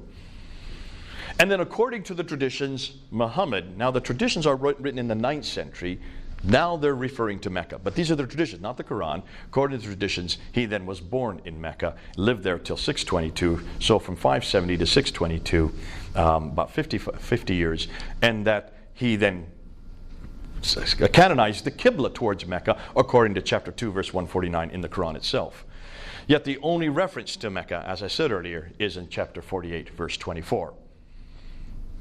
And as I say, none of these verses reference the name Mecca. It's been imposed on it. And whenever you see it in the Quran, they always put it in parentheses, because it's not there in the Arabic. Important, whenever you see parentheses in the Quran, that's commentary. Okay? That's not the Quran. That's not the text. So, what we do know from the traditions is that this place where the prophet lived, that it was in a valley, in a parallel valley, according to Ibn Ishaq. It had a stream going through it, according to Al-Bukhari. It was outside the ruins where the pillar of salt, where supposedly Lot's wife was made into a pillar of salt. It had fields, according to Al-Bukhari. It had trees, according to Sahih al-Tirmidhi. It had grass, according to Al-Bukhari. It had fruit, according to Al-Bukhari. Al-Tabari talks about it has clay and loam. And both, according to the surahs, it had olive trees with mountains overlooking it, according to Ibn Ishaq. Now stop and think. This is a very fertile place. Am I correct? It has streams. It has a valley. It has clay, loam, trees. It has olive trees. Can you see the problem right there? There are no olive trees outside of the Mediterranean world. Nowhere. You only have olive trees in the Mediterranean world. You do not have any olive trees anywhere in Arabia. So you can see immediately when you look at this, this is not Mecca. Why haven't Muslims talked about this before? Why have no historians mentioned this before? Well, Dan Gibson saw this and he said, this doesn't make sense. None of this makes sense. He started the whole problem of Mecca. The difficulty is when you look at maps, this is just a modern day map looking back at the 7th century. Look at all the trade routes are in the green lines. And notice Mecca should be right here. That should be where Mecca is. Notice they don't go through Mecca. So here's another map of the trade routes. And notice they all go through, they come down through here, Petra. So these ones are coming down there. Notice this one here. That's important as well, the one that comes along the waterway. So here's a map. This is a map from the 6th century. That's where Mecca should be. It's not there. Here's another one. Mecca should be right there. It's from the 7th century. Mecca doesn't appear on that map. Here's another one from the 7th century. Mecca still missing. A 7th century map. Mecca should be right around there. Non-existent. Every one of the maps that we're getting from the 2nd, 3rd, 4th, 5th, 6th, 7th century do not have Mecca on them. Doesn't exist. So that's curious. Now let's look at this map. This is a modern map looking back, redacting back to what scholars believe existed back in the 7th century. And this is the map that Dr. Patricia Corona looked at, and she saw problems immediately. Now, Montgomery Watt, the famous Islamicist, Scottish Presbyterian, who is well known for creating what we know as the trade route theory, suggested that the trade coming from China and India over here could not come this way because of the Hindu Kush and the Himalaya mountains. So that stopped the trade from going this direction. So they had to come this direction. And they came to the western coast of India, Gujarat, and all the coastal areas. And they went across the Arabian Sea up through the Persian Gulf, disembarked there, and then they took their goods over here to the Mediterranean world. So all the trade needed to get to the Mediterranean world, they came this route. That was where trade went. Until the 5th century AD, when you had the Byzantines up here, were warring against the Sassanids, who were the Persians over here. So you had these two great empires warring against each other, which shut down all the trade going from the Persian Gulf. Had to be redirected, therefore, down here to Aden. Down here. See Aden there at the tip of the Arabian Peninsula? They would then take off their goods here in Aden and then transshipped across along this green line here, all the way up 1,200 miles up to Gaza in the north. So it'd go from Aden to Sana to Najran to Taif, Yathrib, Khaybar, Tabuk, and then on up to Gaza. And what's interesting, when Patricia Crone looked at this map, she said, hold on a minute. There are two problems. First and foremost, you can see the Western Plateau here. Here's where the trade route goes, along the Western Plateau. But look where Mecca is. It's not on the plateau. It's down off the plateau. Can you see there's a detour from Taif to come down to Mecca, then to get back up to Yathrib up there. Yathrib is the archaic name for what is now known as Medina. What's more, she said, look at Mecca. It's not only on the Western Plateau, it's down off the Western Plateau, on top of which she said it has no water. How could it have been a caravan stop-off place, since it had no water to accommodate any caravans? It was not an oasis. It only has one well called the Zamzam well, and other than that, it was arid, it had no vegetation. That was the first problem. Secondly, take a look at that map again, and this trade route theory that Montgomery Watt introduced, suggesting all the materials and goods coming from the east were offloaded here in Aden. What's wrong with that theory? Now, my 10-year-old son saw the problem immediately. Let's see if you're as clever as my 10-year-old son. When did they stop further west and got there in the country? Or go through the Red Sea? Why didn't it go through, up the Red Sea? Yeah. Exactly. If you're on ship already, why don't you continue on ship? Why do you take it off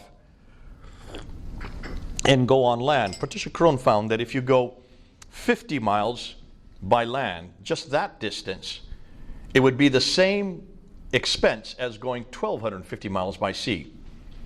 That's why we ship goods all over the world today by boat. It's the cheapest way to send large amounts of goods.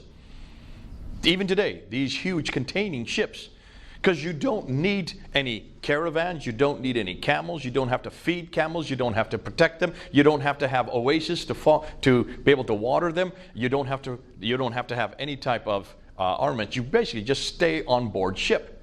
It would make no sense to take off all the goods here in Aden and go 1,200 miles, 50 miles by land. So, but she went one step further. Back in the 1980s, she went to all the trading documents from the 2nd, 3rd, 4th, 5th, 6th, up until the 7th century. Now remember, she reads and writes 15 languages, so she can read all the documents in their original text. She wanted to find out if they knew of a place called Mecca. She wanted to find out if there was any trade that went overland. And what she found is the 15 spices that the traditions say existed in Mecca. Not one of them existed in Mecca. They all existed over here in India and in China, and also here in Africa. Only 2 spices came from the Arabian subcontinent, and they were down here in what they call the Hadramaut area, what is Yemen and Oman today. None of them were up here in Meccan area, in the Hijaz. There were no spices up there because it was too arid for spices. On top of which, all the trade from the 2nd, 3rd, 4th, 5th, 6th, and 7th century was controlled by this place right here, Agilis, which is in Eritrea today.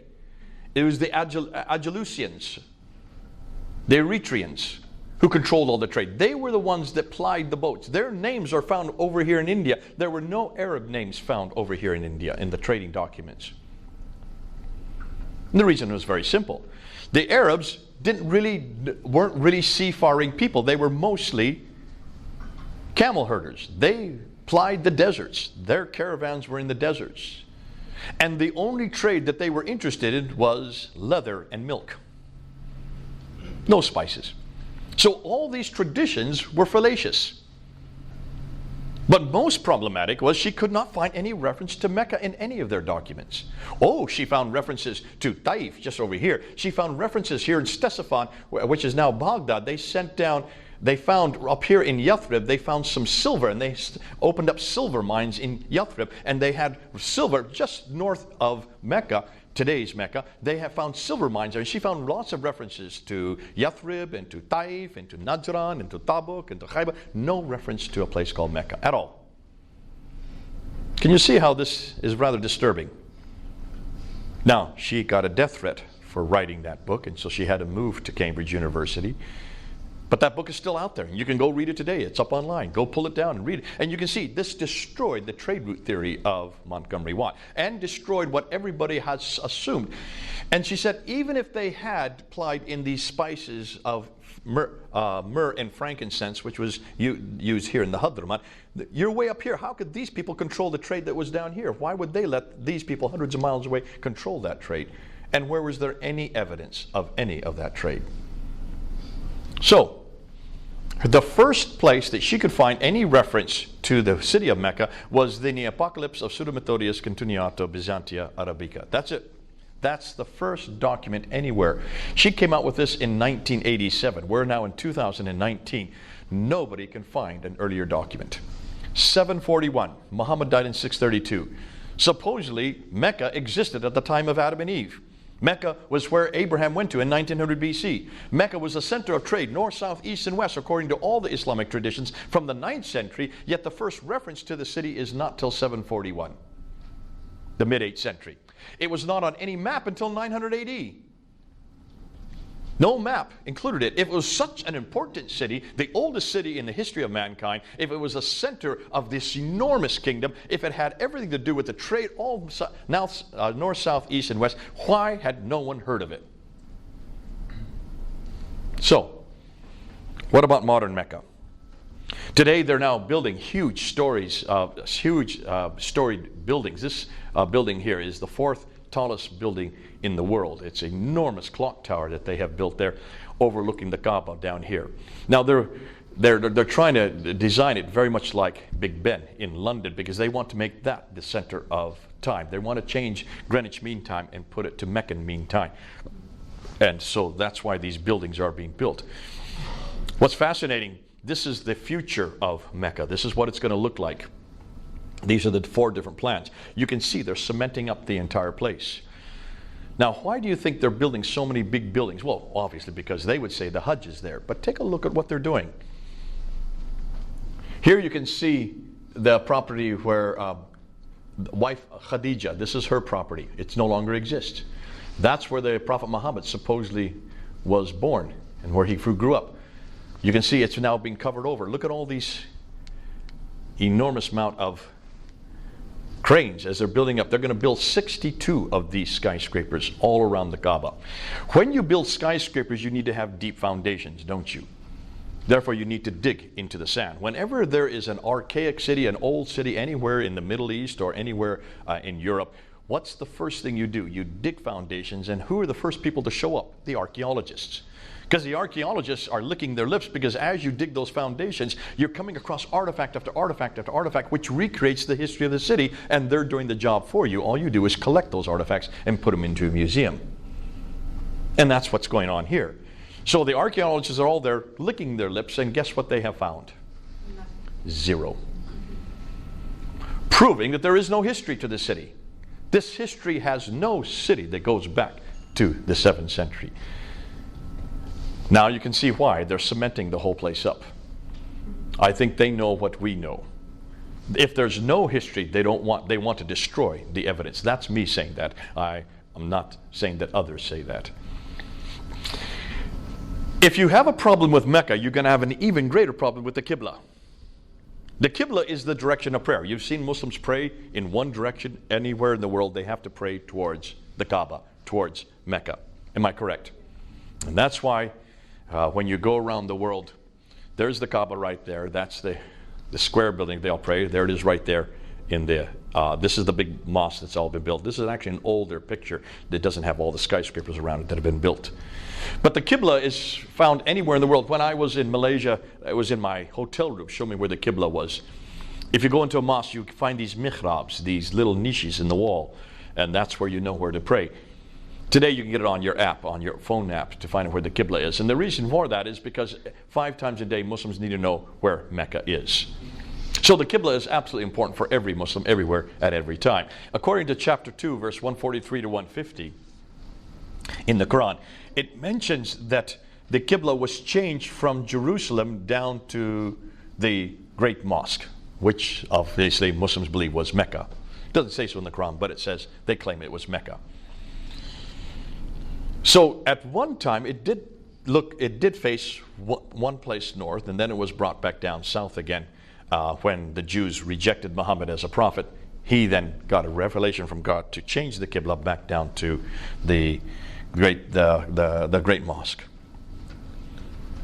Now, what's fascinating, there were some researchers back in the last century, 1905, Dr. Fahravardi and Dr. Creswell, who were doing archaeological digs, and they went to Iraq, and they went to 2 mosques in Iraq, and they dug down to the original floor plans of those mosques, and they found that these mosques in Kufa and in Wasit, just south of Baghdad today, were facing straight west. They should have been facing south.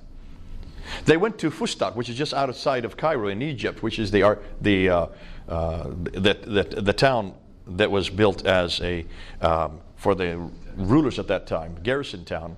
And they went to the original floor plans of the Fustat Mosque, and they found that the Qibla there is facing straight east.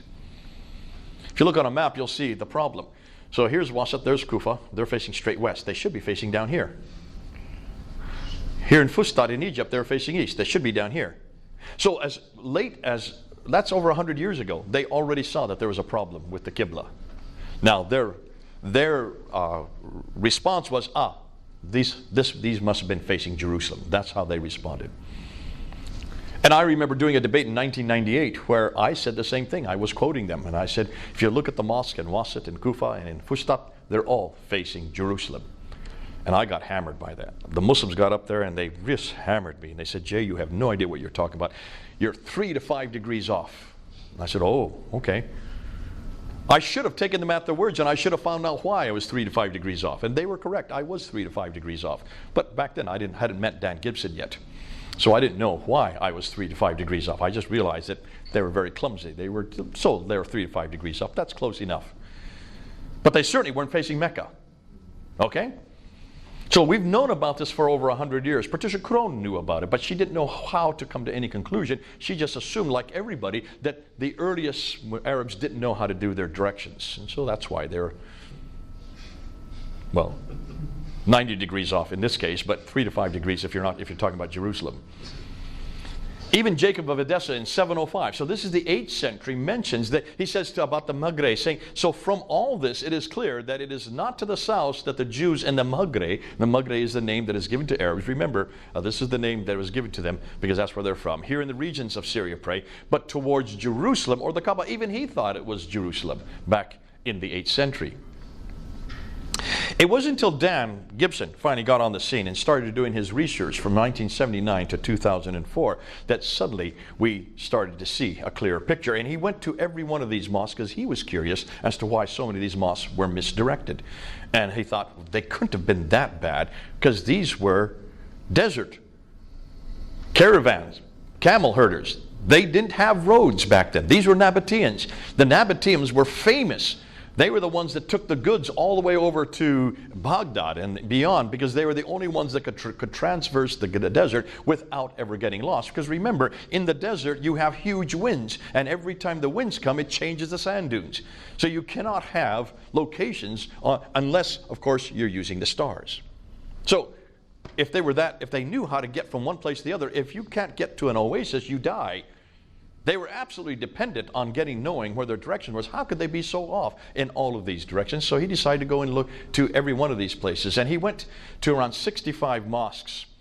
I'm going to show you 23 of them now. And what we're going to do, everything that I'm doing from here on out is from Dan Gibson. All right? So you can go up on his site, go up on Dan Gibson's site and look at his material. But also get his books. These are the books that he wrote. Let me just go back here. No, I don't have it here. I thought I had it here. Did I not show his books? Before that even? Way back here. My goodness. There we go. These are the books you need to get. The Nabateans wrote in 2003, where he first came out and showed that almost everything we know about the Muslim world today is dependent on the Nabatean world. The language, Arabic, comes from the Nabatean script. The name Allah comes from the Nabatean God. It's a generic title, the God, Ilaha, of whom Dushara is the proper name. Ilaha is no longer, is only his generic title. So most of what we know about Islam comes from the Nabateans, who were much farther north. But don't worry about that now. We're going to come back to that. Quranic Geography then came out in 2011, where he really unpacked the geographical problems with this book. And that was a huge eye-opener. But then he did The Sacred City in 2016, and then he finally came with this book 2 years ago, 2017. Since this book has come out, many researchers have really attacked Dan Gibson because people like Dr.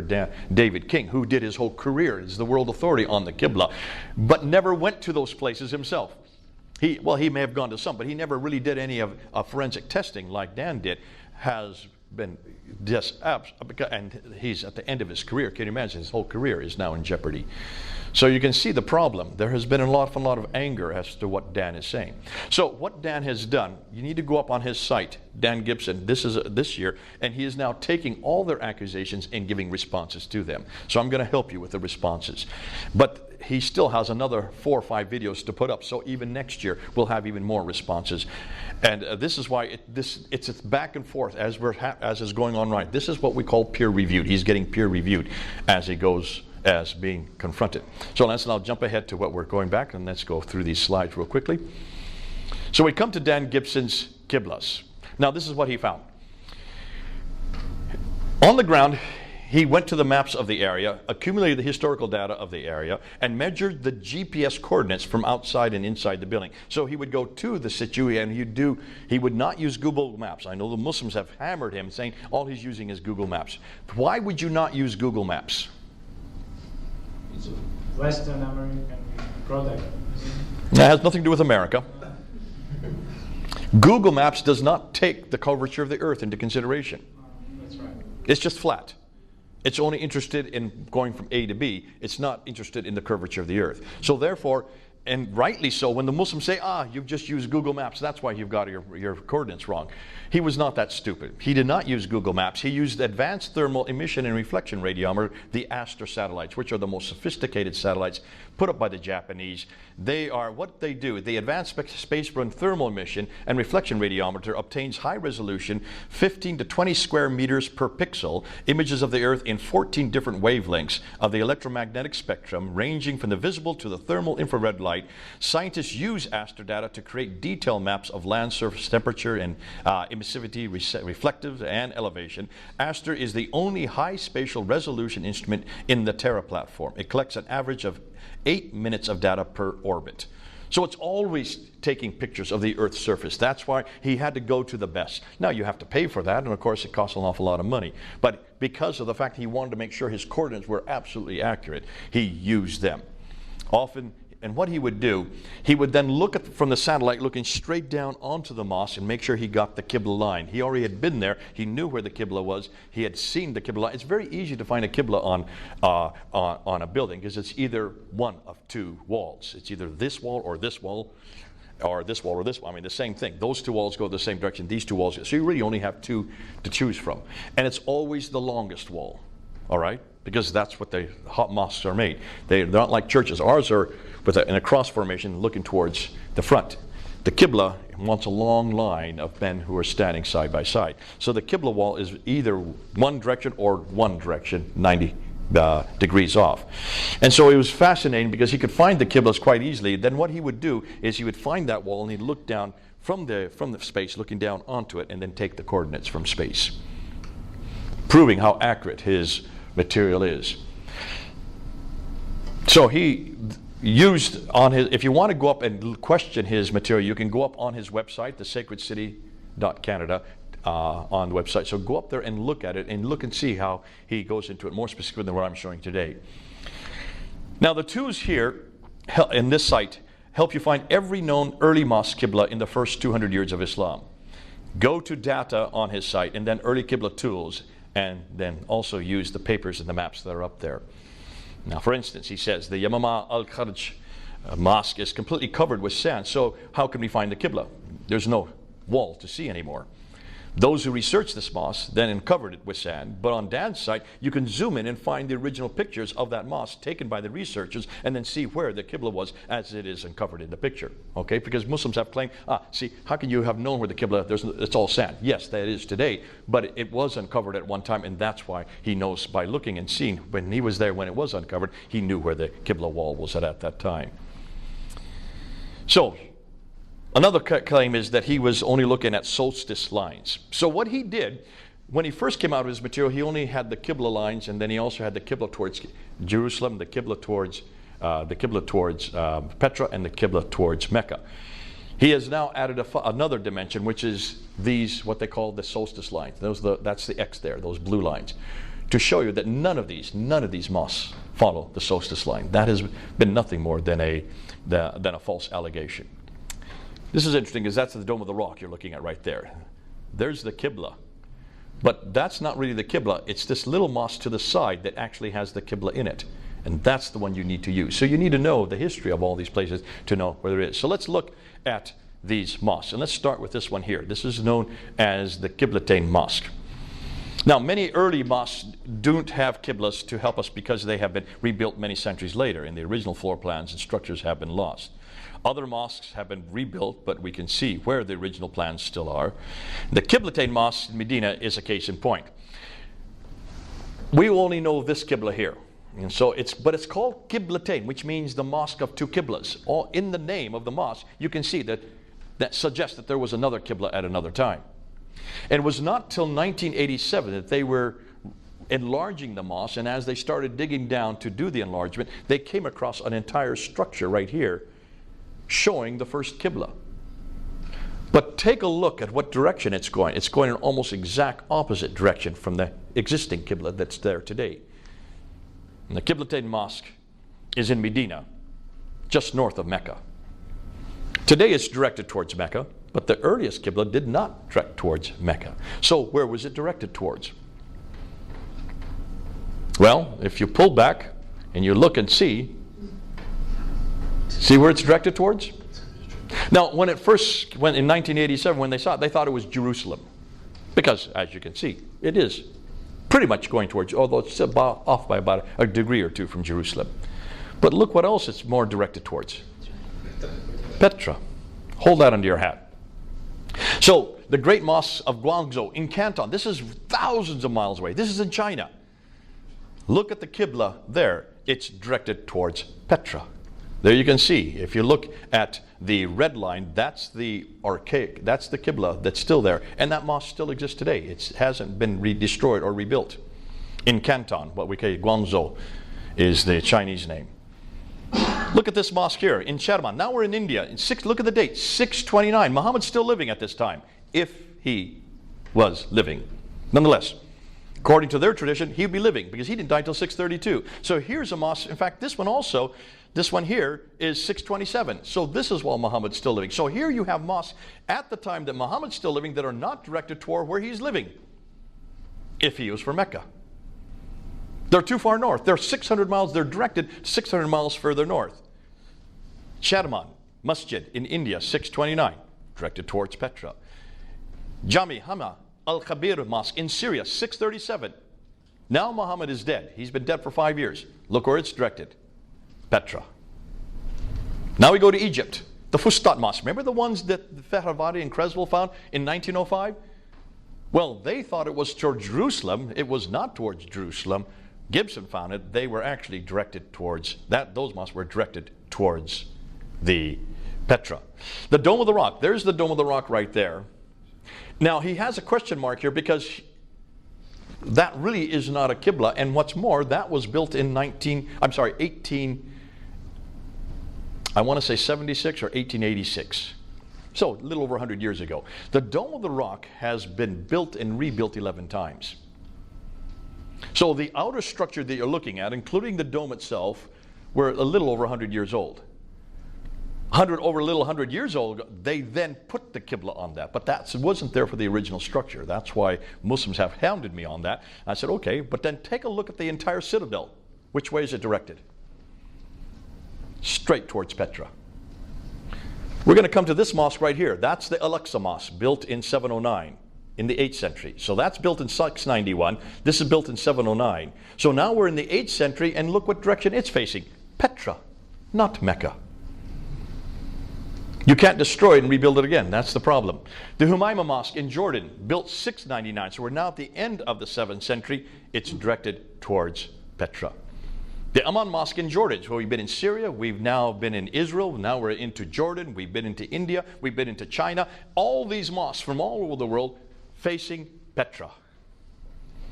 Now we're into the 8th century, 705. We're now to Yemen, a whole other country. This is the Grand Mosque in Sana'a. It's facing Petra. The Kirbat al-Minya Mosque in Israel, 706. It's facing Petra. Take a look at all these mosques. I'm just going to pull back and now come forward. Notice where they're all coming in. So these are the mosques that we've looked at coming from all over the world. They're all coming right to Petra. There's a map of them. Medina, China, India, Syria, Egypt, Israel, Jordan, Yemen. All these countries, these mosques from all over, not one of them is facing Mecca. They're all facing Petra. Up till 706, every mosque is facing Petra. So far, no mosque has been found that's facing anywhere else but Petra. Are you following that? Muhammad died in 632. The mosque was canonized according to Islamic tradition in 624. So we're coming up with about 80 years later. They're still all facing Petra according to the archaeological finds. Here's a look of looking down straight on him, and you can see that all the 17 Petran Qiblas fall within a 45-mile dotted circle, proving how accurate they were. This will become important later on. Then in 706, a new mosque with a completely different Qibla was discovered. And it's somewhere in between, almost halfway between Petra and Mecca, you get a new Qibla. This is Qibla number 2. All right? But there's nothing there. That's curious. Hold on to that. I'll show you why. Back in 708, another mosque. This is in Iran. It's facing Petra again. The Al-Aqsa Mosque, as I said earlier, in Jerusalem, Israel, 709. It's facing Petra, like the Dome of the Rock, like the entire citadel. If you look at it, you can see here, here's the Al-Aqsa Mosque, there's the Dome of the Rock, and you can see the Qibla is in red. It should be in black. It should be going in that direction. It's actually off by those degrees there. Now, when you get to Damascus in Syria, the Jami, I should have you read this, because you're what does that say in Arabic, so I don't desecrate your language? Umawi al-Kabir. Yeah. Damascus, 709. In between again, here's the second one that's in between, almost exactly the same place as the earlier one. Then we get the Kirbat al-Mafjar in Jericho in Israel, back to Petra again. Can you see? Mecca, let's go back here. Mecca is the almost exact opposite direction. Can you see that right there? That's Mecca today. That's where the mosque is directed in the red line. The Anjar Mosque in Lebanon in 714, Petra again. The Mosque of Umar, Basra, Syria. Then we come to the in-between mark. Now we're in 721. We're now almost 100 years later. Still, no mosque is facing Mecca. The Har al-Gharbil Mosque in Syria, 726. In between. It's not till we get to this mosque, 727. Look at the date. Now we're over 100 years later. The first mosque we have been able to find that's facing Mecca. This is the third Qibla. So this is now Qibla number 3. The first Qibla, number 1, is Petra. The second is in between. The third is Mecca. Mecca is introduced in 727. Here's the Qasr al-Hayr al-Sharqi Mosque in Syria, 728. It's in between. The Amman Citadel Mosque, Jordan, 730. It's in Mecca. Now take a look at this. I want you to look at this a little bit better. Let's look at this next picture. Remember, in 701, I said that this one down here was facing Mecca, and it still is. It's the older mosque. In 701, that one faced Petra. Sorry, did I say Mecca? Petra. That's facing Petra. They then rebuilt this mosque up here behind it, and above it, that's 730. That's facing Mecca. So something has happened between 701 and 730. Both mosques are still there today. So the evidence, you can't destroy the evidence, proving that something happened that changed the Qibla between 701 and 730. That's why this one's such a good one, because you can see both mosques in the same area, proving that there was a change of direction between 701 and 730. Hold that under your hat. The Jami al-Zaytuna Mosque in Tunisia. Now we get a fourth Qibla. All the mosques that he found in North Africa and in Spain are facing straight south, parallel to a line that goes between Petra and Mecca. Why? 4 Qiblas. Petra, in between, Mecca, parallel. This is a 4 Qibla number 4. Baalbek Mosque in Lebanon, in between, 740. The Mushta Mosque in Amman, Jordan, 743. Petra again. So here Petra raises its head again. Look at the date, 743. This is 120 years after the Qibla was supposed to have been canonized towards Mecca. The Haran Mosque in Turkey, way up in Turkey, in between, not Mecca. Qasr al-Qaidar Kufar Mosque, there's one that is facing Mecca, 764. The Ribat Mosque in Tunisia, remember I said all the ones in North Africa are facing parallel, not in between, not Petra nor Mecca. The Sahih Ramda Bawr Mosque in Oman, around 771. We don't know exact date for that. That is facing Petra again. The Sumail Omani Mosque in Oman, around 771. It's facing Petra again. So here's still this holdout towards Petra. Why? The Raqqa Mosque in Syria in 772. It's facing in between. The Bibi Samarkand in Uzbekistan, way over in Uzbekistan, way off to the east, it's facing Petra. Possibly Jerusalem. Most people now think it's now Petra. The Cordoba Mosque in Spain, like I said, like North Africa, it's facing parallel. The Jami Uqba Ibn Nafi Karawan in Tunisia, again, 836.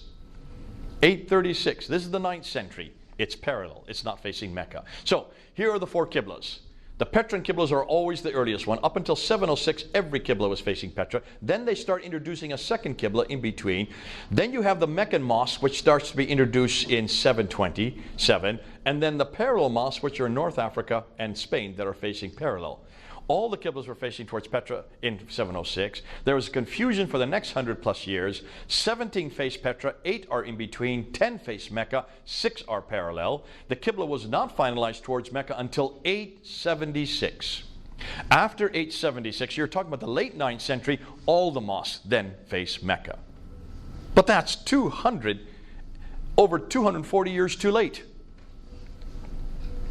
250 years too late, sorry. So let's look at them. That's the first Qibla. See how accurate they are, how specific they are, coming right to Petra. And look at, they're all over the world. They're not all in one area.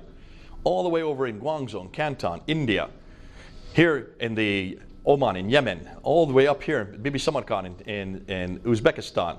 So you can see these are so specific, but they're so accurate from such thousands of miles away. How did they get it that accurate? The second mosque, then, take a look how they come to one point, but there's nothing there. What's going on here? And then you get the Meccan Qiblas, starting in 727. Then you have these parallel Qiblas, which are up here in North Africa and in Cordoba. This looks like a political statement to me. Hold on, you'll see why. So why are the Qiblas multi-directional? Modern scholars assume that the variety of Qibla directions were due to the inability of the ancient Arabs of finding accurate Qibla direction. It's ineptitude is what they're saying. They just weren't very accurate.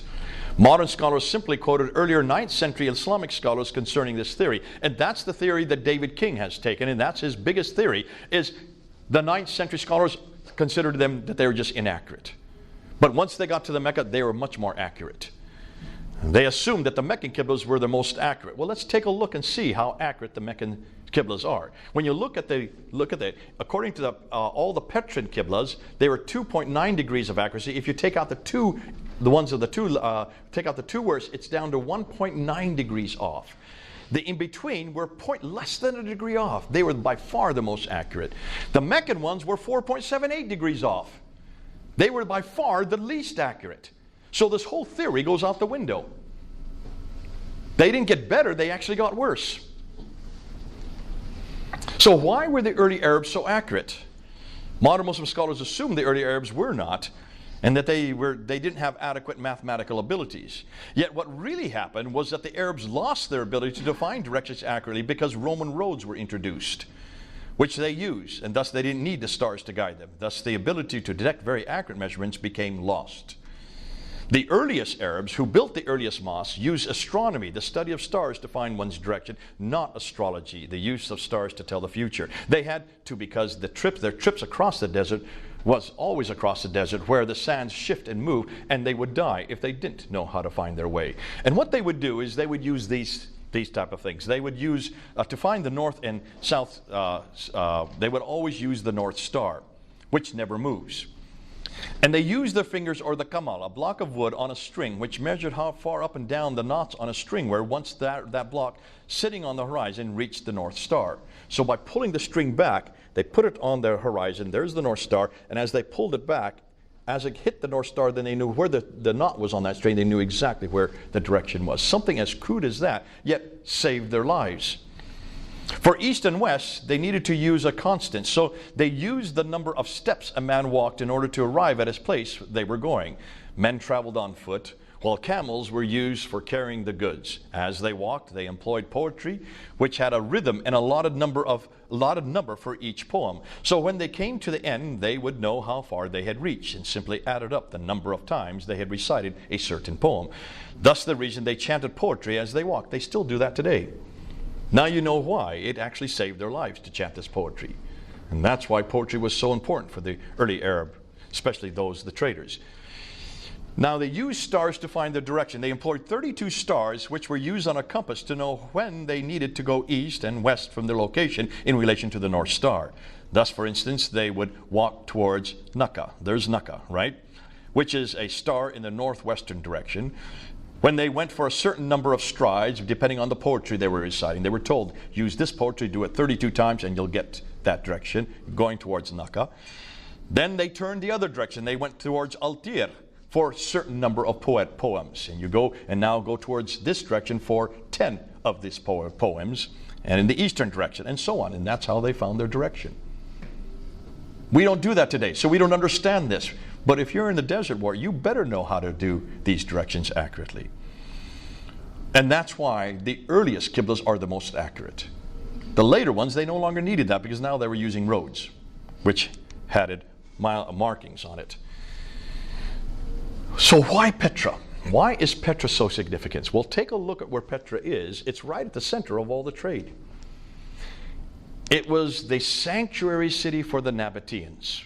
The Nabateans did not have their empire. They were traders, so they were all over the world, and they would have families that would stay in different cities in the different trading outposts. Therefore, they did not have any empire or any capital city. But they did have sanctuary cities where they would keep tombs, and they would have their temples there, carved out of sheer rock. You can see, if you've been to Petra, these beautiful carving. That's a treasury there. These are the tombs and temples. So it's a city of tombs and temple for the Nabatean people. And whenever someone died, they would send the body back to Petra or Medina Sali. Those are the two major cities of the Nabatean kingdoms. And they would then send them back to have their bodies there. And they would make a pilgrimage back to Petra to then not worship, but to honor their ancestors there. So Petra was the center of the Nabatean kingdom. It was a center of the trading bloc, the trading routes for all the trade, north, south, east, and west. And it's still there today. But take a look when you go to Petra. Notice that Petra is in a valley. It has a parallel valley. There's the valley. There's the parallel valley. It has a streams. It has whole stream. In fact, it has whole waterworks that have been created. Exactly what we're finding in the traditions. It is outside. Outside the ruins would be a pillar of salt. If there would be any pillar of salt, it would be outside the ruins of Petra. It has fields. It is a place where the prophet has trees and grass and fruit and clay and loam. Everything that the Quran's talking about, everything the traditions are talking about, exists in Petra, not in Mecca. And it has olive trees. The one thing you cannot find anywhere in the Arabian Peninsula, you can find in Petra. It has mountains overlooking the Kaaba. So everything that we see, these traditions, Ibn Ishaq, Ibn Hisham, Al-Tabari, all of them talking about this place where this prophet came from. And they named it as Mecca in the 9th and 10th century. Everything they were looking at, everything they're describing, everything this book describes fits Petra, doesn't fit Mecca. What's fascinating, Petra has all the items listed above. Thus, could Petra be the place they are referring to? Remember also the people of Ad, Thamud. 24 times refers to these people from Thamud. 23 times the people from Ad. 7 times the people from Midian. They're all up here around Petra. So if you're going to have any contact, especially as a trader, you'll have contact with all these people. That would make sense. If you're in Petra, it would not make sense if you're way down here, 600 miles further down in Mecca. So why is this significant? Let's review. So far, nothing is known of Muhammad until the late 7th century from within Arab sources. His book, the Quran, and its manuscripts don't appear until the early 8th century. His city, Mecca, isn't referred to until the mid-8th century. His biography and his sayings don't even appear until the early to late 9th century. Thus, much of what we know of Muhammad is written down hundreds of years later and hundreds of miles away. Looks like he is nothing more than a later redaction, possibly begun by Abdul al-Malik. So, can you now know and understand why Stephen Humphreys, who's a historian, says Islam in the Prophet's life, as we know it, was not derived from the 7th century, but evolved over a period of 200 to 300 years and then redacted back, that means put back, on the Prophet's life and compiled in the 9th century. So everything we've known about Islam, everything that I talked about from the very beginning, that classical model, is not from the 7th century, it's from the 9th and 10th century. Do you know why Mecca became so very important for Islam? Why didn't they just take... Hold on. That's the next question. You're prophetic. You want me to get into that, so let's go into that. We're not finished yet. We still have another half hour. So, here are the questions we need to ask. Why are there no Muslim sources for 200 years, number one? Why do the claims they make not fit the 7th century historical record? Number two, why are the geographical references so few and confusing, and why do they all seem to fit an area much further north? Why are so many references to vegetation which would not exist in Mecca, and why is Mecca not even on the trade route? Why is Mecca not even mentioned until 741, nor included in any maps until 900 AD? Why do all the Qiblas face Petra for the first 100 years, well, up until 706, then they are confused for the next 100, and aren't standardized to Mecca until 822, 200 years too late?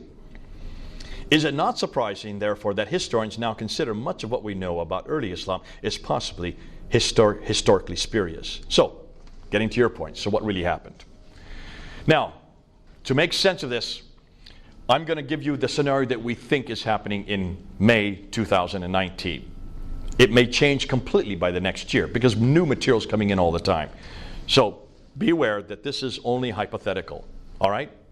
For those watching, this is hypothetical.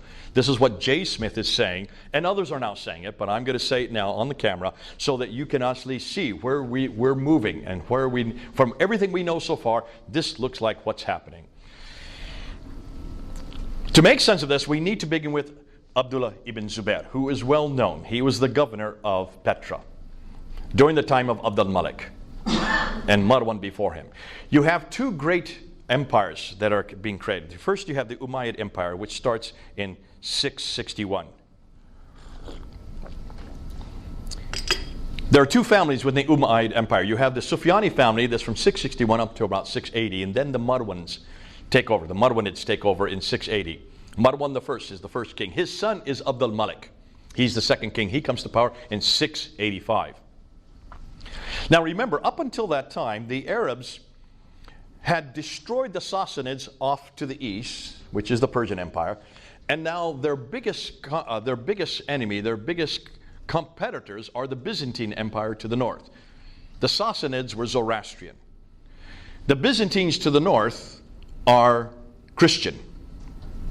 They have much more in alliance with the Christians because they trace their lineage back to Abraham. Both the Christians, Jews, and the Arabs trace the lineage back to Abraham, one through Isaac, the other through Ishmael. So they are cousins with the Byzantines. They have nothing to do with the Zoroastrians. Plus, they have already destroyed the Zoroastrians. They're not really a problem for them. Petra, but look and see, and let's just go to this map and then I'll come back to this. Take a look and see where their headquarters is. So when you look at their headquarters, here is Mecca down here, right? If, as the classical account says, that the Umayyads were headquartered down here, then why is it that everybody knows that they weren't living down here? They were up here in Damascus, 1,200 miles further north. What were they doing in Damascus? Why weren't they down in the Hijaz, in Medina? No one's asked that question before. We're asking it. So they're way up here in Damascus. Here's the Byzantine Empire up here and further to the west. Here's the Sassanid Empire over here. Now the Sassanids were destroyed by the Arabs coming up, and they took over Basra, Baghdad, Damascus, Jerusalem, and Cairo. All these cities along here, what they call the Crescent, the Golden Crescent. All those cities were destroyed by 652. They now control those great 5 cities of the Levant. But all of the people that, because they were nomadic, they were Arabs, they needed people to run the cities, people who were literate. So the best people to run the cities were the Jews and the Christians that lived there because they were not only literate, they were their cousins via Abraham. So they made them Mawlis or Mawalis, and that's well documented. They became the ones that ran the cities. The Arabs, being nomadic, didn't even live in the cities. They were not urban, so they lived outside the cities in their own garrison towns. Fustat is the garrison town of Cairo over here. So Fustat is the garrison town where they lived. The Jews and the Christians ran the cities for them. Now here's the problem. So from 652 up until 685, when Abd al-Malik comes to power, the Jews and the Christians had ran the cities, but yet, hold on a minute, the Arabs were the ones that controlled it. The Jews and Christians have a prophetic line. The Arabs don't. The Jews and the Christians have a scripture. The Arabs don't. Yet you control now the Jews and the Christians, but you don't have the identity that the Jews and the Christians have. So what are you going to do?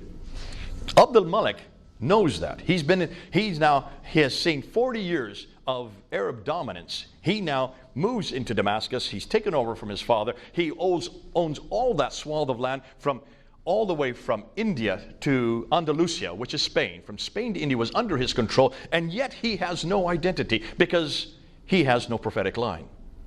There is no scripture to the Arabs. They have no scripture. So what are you going to do? You want to create an Arab identity. Hold on to that. So he's up here in Damascus, but his sanctuary is here in Petra, because he's just taken over the Nabatean sanctuary, which is the sanctuary that all the Nabateans, from which he has derived his power. Their sanctuary is here, and that's why all the mosques from all over are facing Petra. Then in 685, Abdul ibn Zubair rebels against him. He is in Petra. He destroys Petra and takes the black stone and flees to the south. Well documented. Black stone. What's the black stone? Look at the antecedent. It's a Nabatean. The black stone is where God's presence is. When he takes God's presence out of Petra, you can see this is a huge slap in the face to the Umayyads. They have to come down, and of course, as he's coming down, something happens in Damascus. Someone is killed, and he has to return. Abdul Malik has to return back up to Damascus. Never finds Ibn Zubayr. So he goes to the south, but we don't know where he goes to in the south. We just know he goes to somewhere in the Hijaz. Now Abdul ibn Zubayr, he needs allies against the great Umayyad Empire. So who does he look to? Well, he looks over here to Ctesiphon, which is the archaic name for what is now called Baghdad. So who's over here in Ctesiphon? These are the these are the Arabs who are then left behind after the Sassanid kingdom is destroyed. They are the ones who are living in Ctesiphon. They come to his aid because they hate the Umayyads, because they're in competition with the Umayyads. You have the Umayyads here, you have the Abbasids here. So they come and they become an ally with Ibn Zubayr. Ibn Zubayr looks like now that's where Mecca then becomes important, because they now need to put the black stone in a place, a new sanctuary. So that's why Mecca was chosen. But remember, Mecca has no history. We can't find any history for Mecca. Well, why is Mecca chosen? Take a look at Mecca today. Look and see what Muslims do when they go to Mecca. They go between these two hills, back and forth, 7 times. What are those hills for? Well, they say that's where Hagar went to look for water. Why do you commemorate looking for water in these 2 hills when she never found any water? She found it where the Zamzam well is, according to the tradition. Why do you then circumambulate 7 times around the Kaaba? Why do you go out to these 3 zamarats and throw 7 or 49 numbers of 7 stones at these 3 zamarats? What are these zamarats? These are devils. Wait, 3? I thought there was only 1 devil, only 1 Satan. What does this suggest to you? Looks like this Mecca was a pagan sanctuary, a pre-Islamic pagan sanctuary that did have that had enormous importance for the nomads in that period. They have taken over that sanctuary, they've taken the form, and they've put their own meanings onto it. So now running back and forth between Marwa and Safa, those two hills, now is to commemorate Hagar trying to find water for Ishmael. And the Zamzam well there is where the water came out so she could feed her son in 1900 BC in a city that didn't even exist until 741 AD. But can you see then why that has been taken over and now everything has been imposed on it? What is fascinating is now the Abbasids have their sanctuary while you have the Umayyads have their pre-existing sanctuary. So here's Abdul Malik. He wants to create an identity. So what's the first thing he does? He coins coins. He mints coins. Now before, if you want to look at the numismatic section in the British Museum, you'll go back there and you'll see these coins. These are Byzantine dinars. There's a picture of the emperor with 2 of his conscripts, and on the back side of the coin is the Byzantine cross. And that's a dinar in the 7th century. The Sufyanis come into power, the Umayyad Caliphate, and they then mint these coins, which are very similar. In order for them to trade, they have to mint very much the same coins. So now instead of the Byzantine emperor, now you have the Caliph, Muawiyah, with 2 of his retainers on either side. On the back side there is the Byzantine cross, but they've taken off the cross piece. Can you have images on coins? There's a problem with that. That's obviously, this is not Islamic, because no Muslims would have any image on any coin. So what are they doing with images on their coins? Obviously iconoclasm was not a problem for the early Arabs. But then remember, they weren't Muslims. They didn't refer to themselves as Muslims. So then Abdul Malik comes to power, and he takes off his image. The first one is his image. That's Abdul Malik right there with a sword, and there's that Byzantine cross on the back side. So here you have his coin minted between 685 up until 692. Then in 692, he takes off the image and replaces it with Arabic script. And what does he have on that Arabic script? Can any of you read that? Can you read it?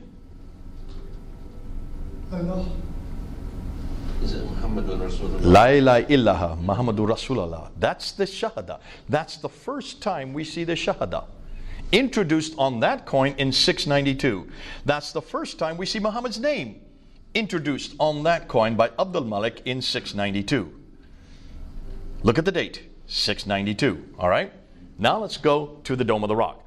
Meanwhile, a year earlier, he introduces and puts this building in the middle of Jerusalem. Why in the world does he put it in Jerusalem? Why doesn't he put it in Damascus? The biggest structure of its day, the best, most resplendent building of its time, using Byzantine architecture. The ones who built it were Byzantines. But look and see where he puts it. He puts it above the Church of the Sepulchre. There's the Church of the Sepulchre. It looks down onto the Church of the Sepulchre. The Church of the Sepulchre is the sanctuary for the Byzantine, the Christian Byzantines. That's where they go for their pilgrimage. So he's coming into Jerusalem, and basically he's saying, we are now the new people on the block. He goes to their sanctuary, builds the largest building, but it has no Qibla. Which is true, it doesn't have a Qibla. The reason why is because the entire citadel is facing their Qibla. It's facing Petra. Can you see what's going on? Now let's go one step further.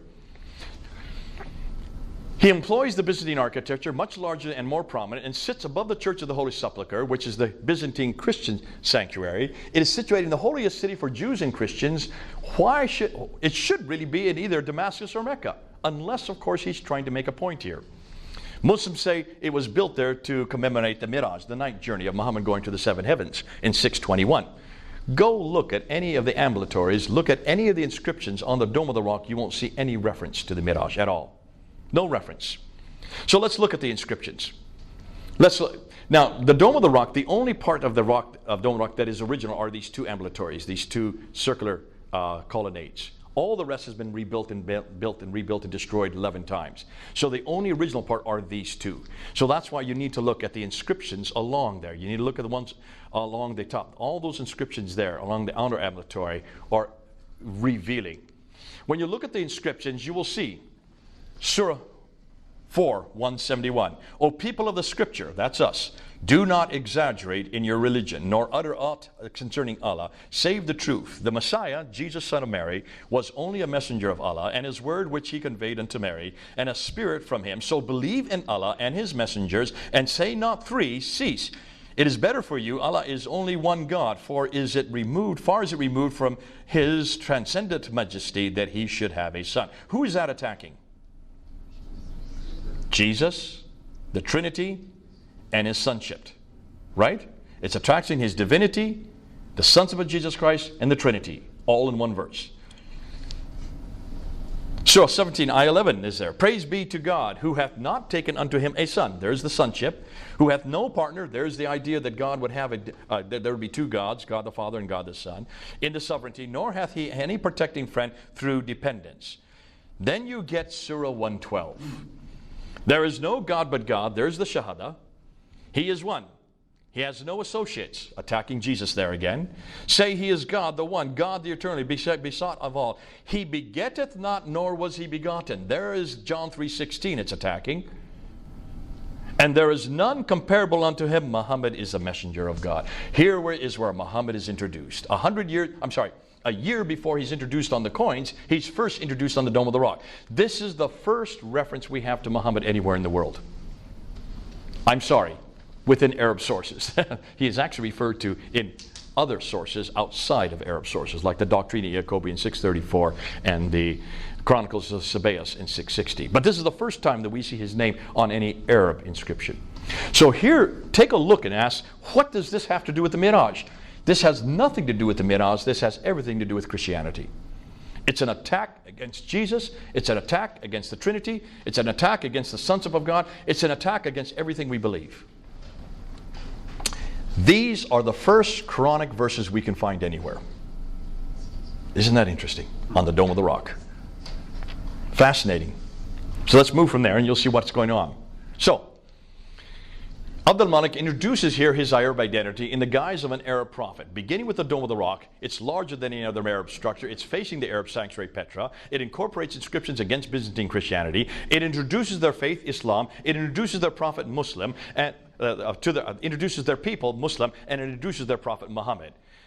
Meanwhile, the caliphal protocols that were being studied by Yehuda Nevo, he was there looking at all these caliphal protocols, and he finds the caliphal protocols from the Sufyani family up until the Marwanid family. He finds no Bismillah that we find in the Quran today. He finds no reference to people called Muslims in them, no reference to any religion called Islam in them, no reference to any man called Muhammad in them, and no reference to any book called the Quran, which should be in all through these material, because these are the first Muslims. It should be replete with references to the word Islam, to the word Muslims, to Muhammad, and to his book, right? Nothing in any of these caliphal protocols until 691. In 691, the Shahada is introduced into the caliphal protocols overnight.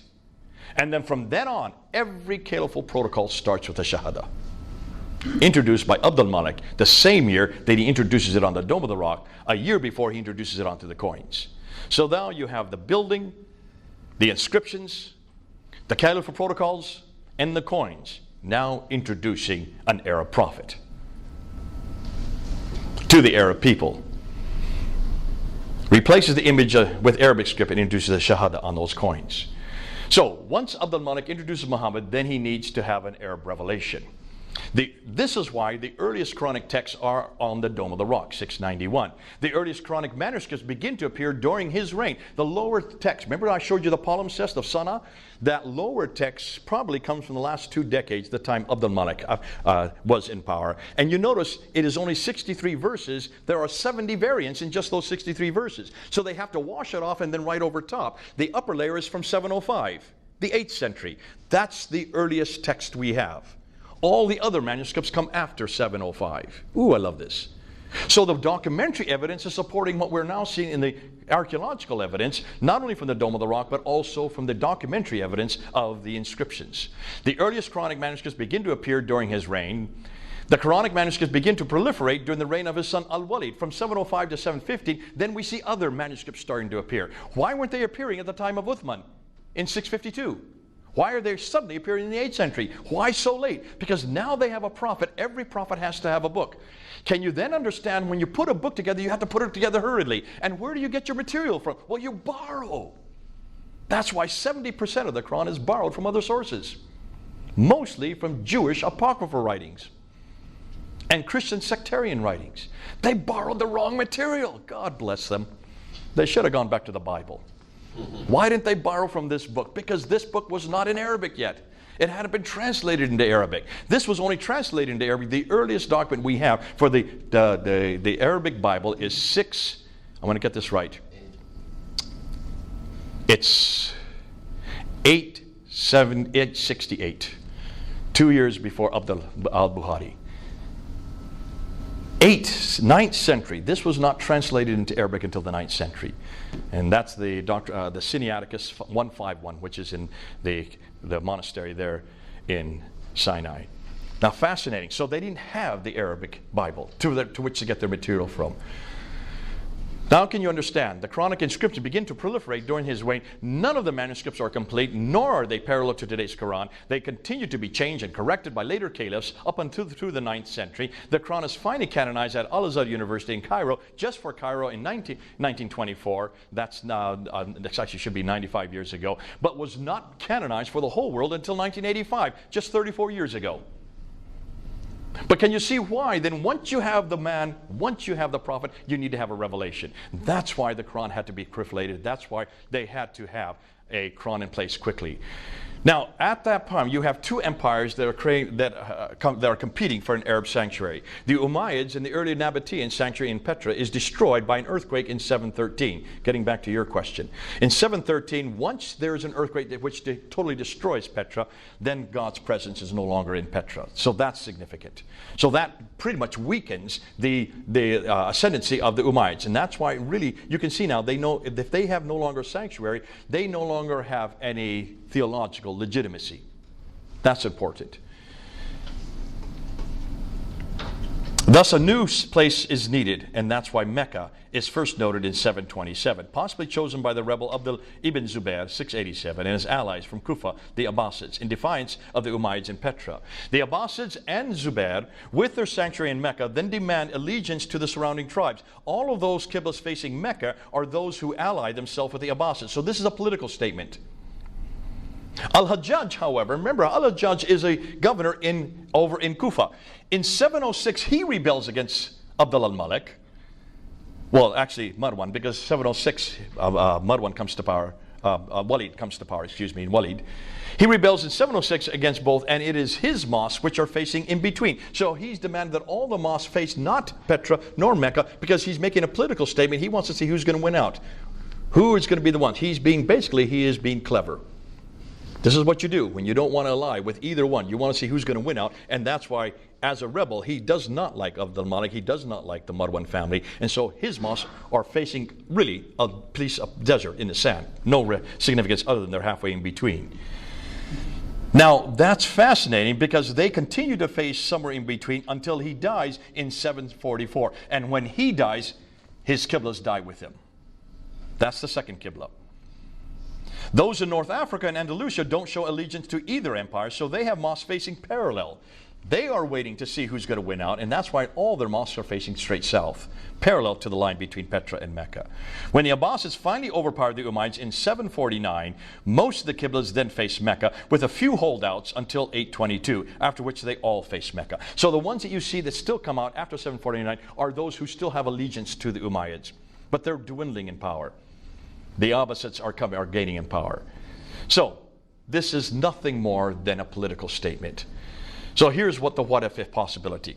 Now that the Muslims have a prophet called Muhammad, his name is now introduced in 691, a revelation of the Quran, which is starting to be introduced in 705, a sanctuary called Mecca, which according to documentation is not referred to until 741, but looks like it comes into existence around between 713 and 727, because the first mosque that's facing Mecca is 727. They then need a history. Now can you understand why the histories only begin to appear in the 9th century? It takes them 100 years to finally introduce the Sirah, the biography of this prophet. It takes them another 240 years to introduce the Hadith, the sayings, in 870, and then the Tafsir is introduced in 923. So by the 9th century, they then have the book, the man, the place, and the story. And a new religion is formed and growing, yet not something that was created in 22 years, like Muslims like to tell us. It took 200 to 300 years to do this. What did they do with all those that disagreed? They eradicated and burned anything that disagreed with that narrative. That's why you have wholesale destruction of other texts. Now that's actually in Al-Bukhari. Bukhari does talk about that, but he puts it at Uthman's time when he says that all the manuscripts were destroyed. No, that probably didn't ever happen. There was no manuscript at the time of Uthman. But what he is saying is this is very clear. The Abbasids then destroyed anything that disagreed with this narrative. That's why you can burn books, but you can't burn buildings. And you can't destroy artifacts. And that's why the Qibla is so damaging. And that's why the problem with Mecca is even more damaging. So, summation. Why are there no Muslim sources for 200 years? Why do the claims they make not fit the historical record? Why are the geographical references so few and confusing? Why do they all seem to be much further north? And why are there so many references to vegetation which would not exist in Mecca? And why is Mecca not mentioned until 741, nor included in any maps until 900? Why is Mecca not even on the international trade route? Why do all the Qiblas face Petra up until 706, then are confused for the next 100 years up until 822, and then finally canonized in around 822 to 847, 200 years too late? What is Abdul Malik's role in all of this? And does this not show that what he was introducing was a nascent Quran, the beginning of the Quran, of the Islam, and the reason why he's beginning it, because he's created an Arab identity. Now can you see, when you read the Quran, you notice over and over again, it says this is an Arab book in the Arab language for the Arab people. Now can you see why there's so much emphasis in Arabic? Now can you see why you can only read this in Arabic?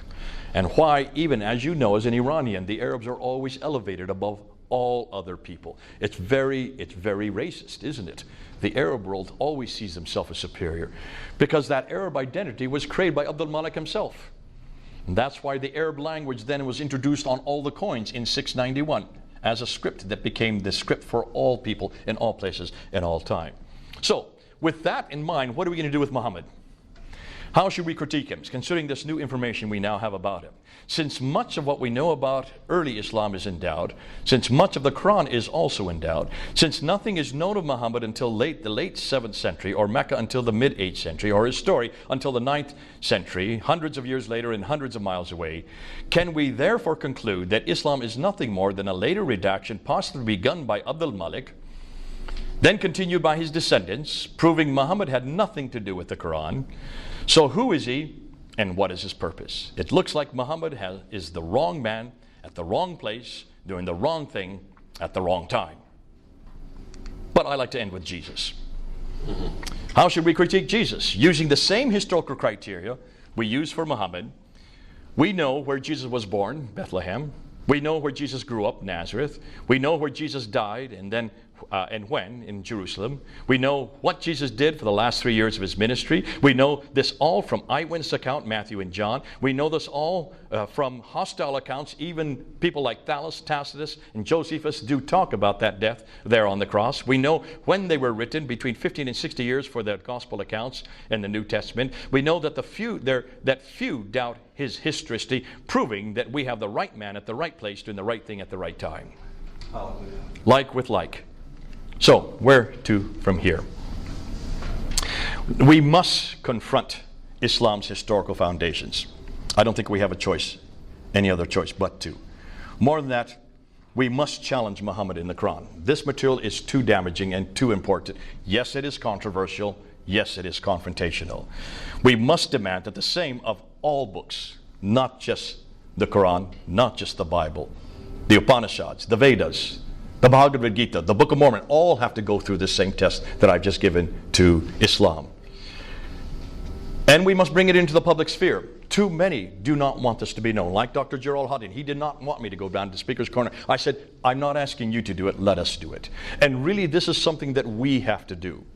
Because we're the only ones that have an antidote. The Gerald Hottings, the Bishop Crones have nothing to offer Muslims. We do. Because the very same questions I've asked today of Islam have been asked of this book and about our Lord Jesus Christ. We have answered every one of those criticisms. We created the criticisms. Looking at the Bible, looking at Jesus, looking at early Christianity, redacted criticism, source criticism, literary criticism, historical criticism would not exist without Christianity. Mostly done by Christian scholars. Can you then understand why we are the best equipped? Because not only do we understand the material better, we are the only ones that have an antidote. We have the only alternative. We need to bring them home.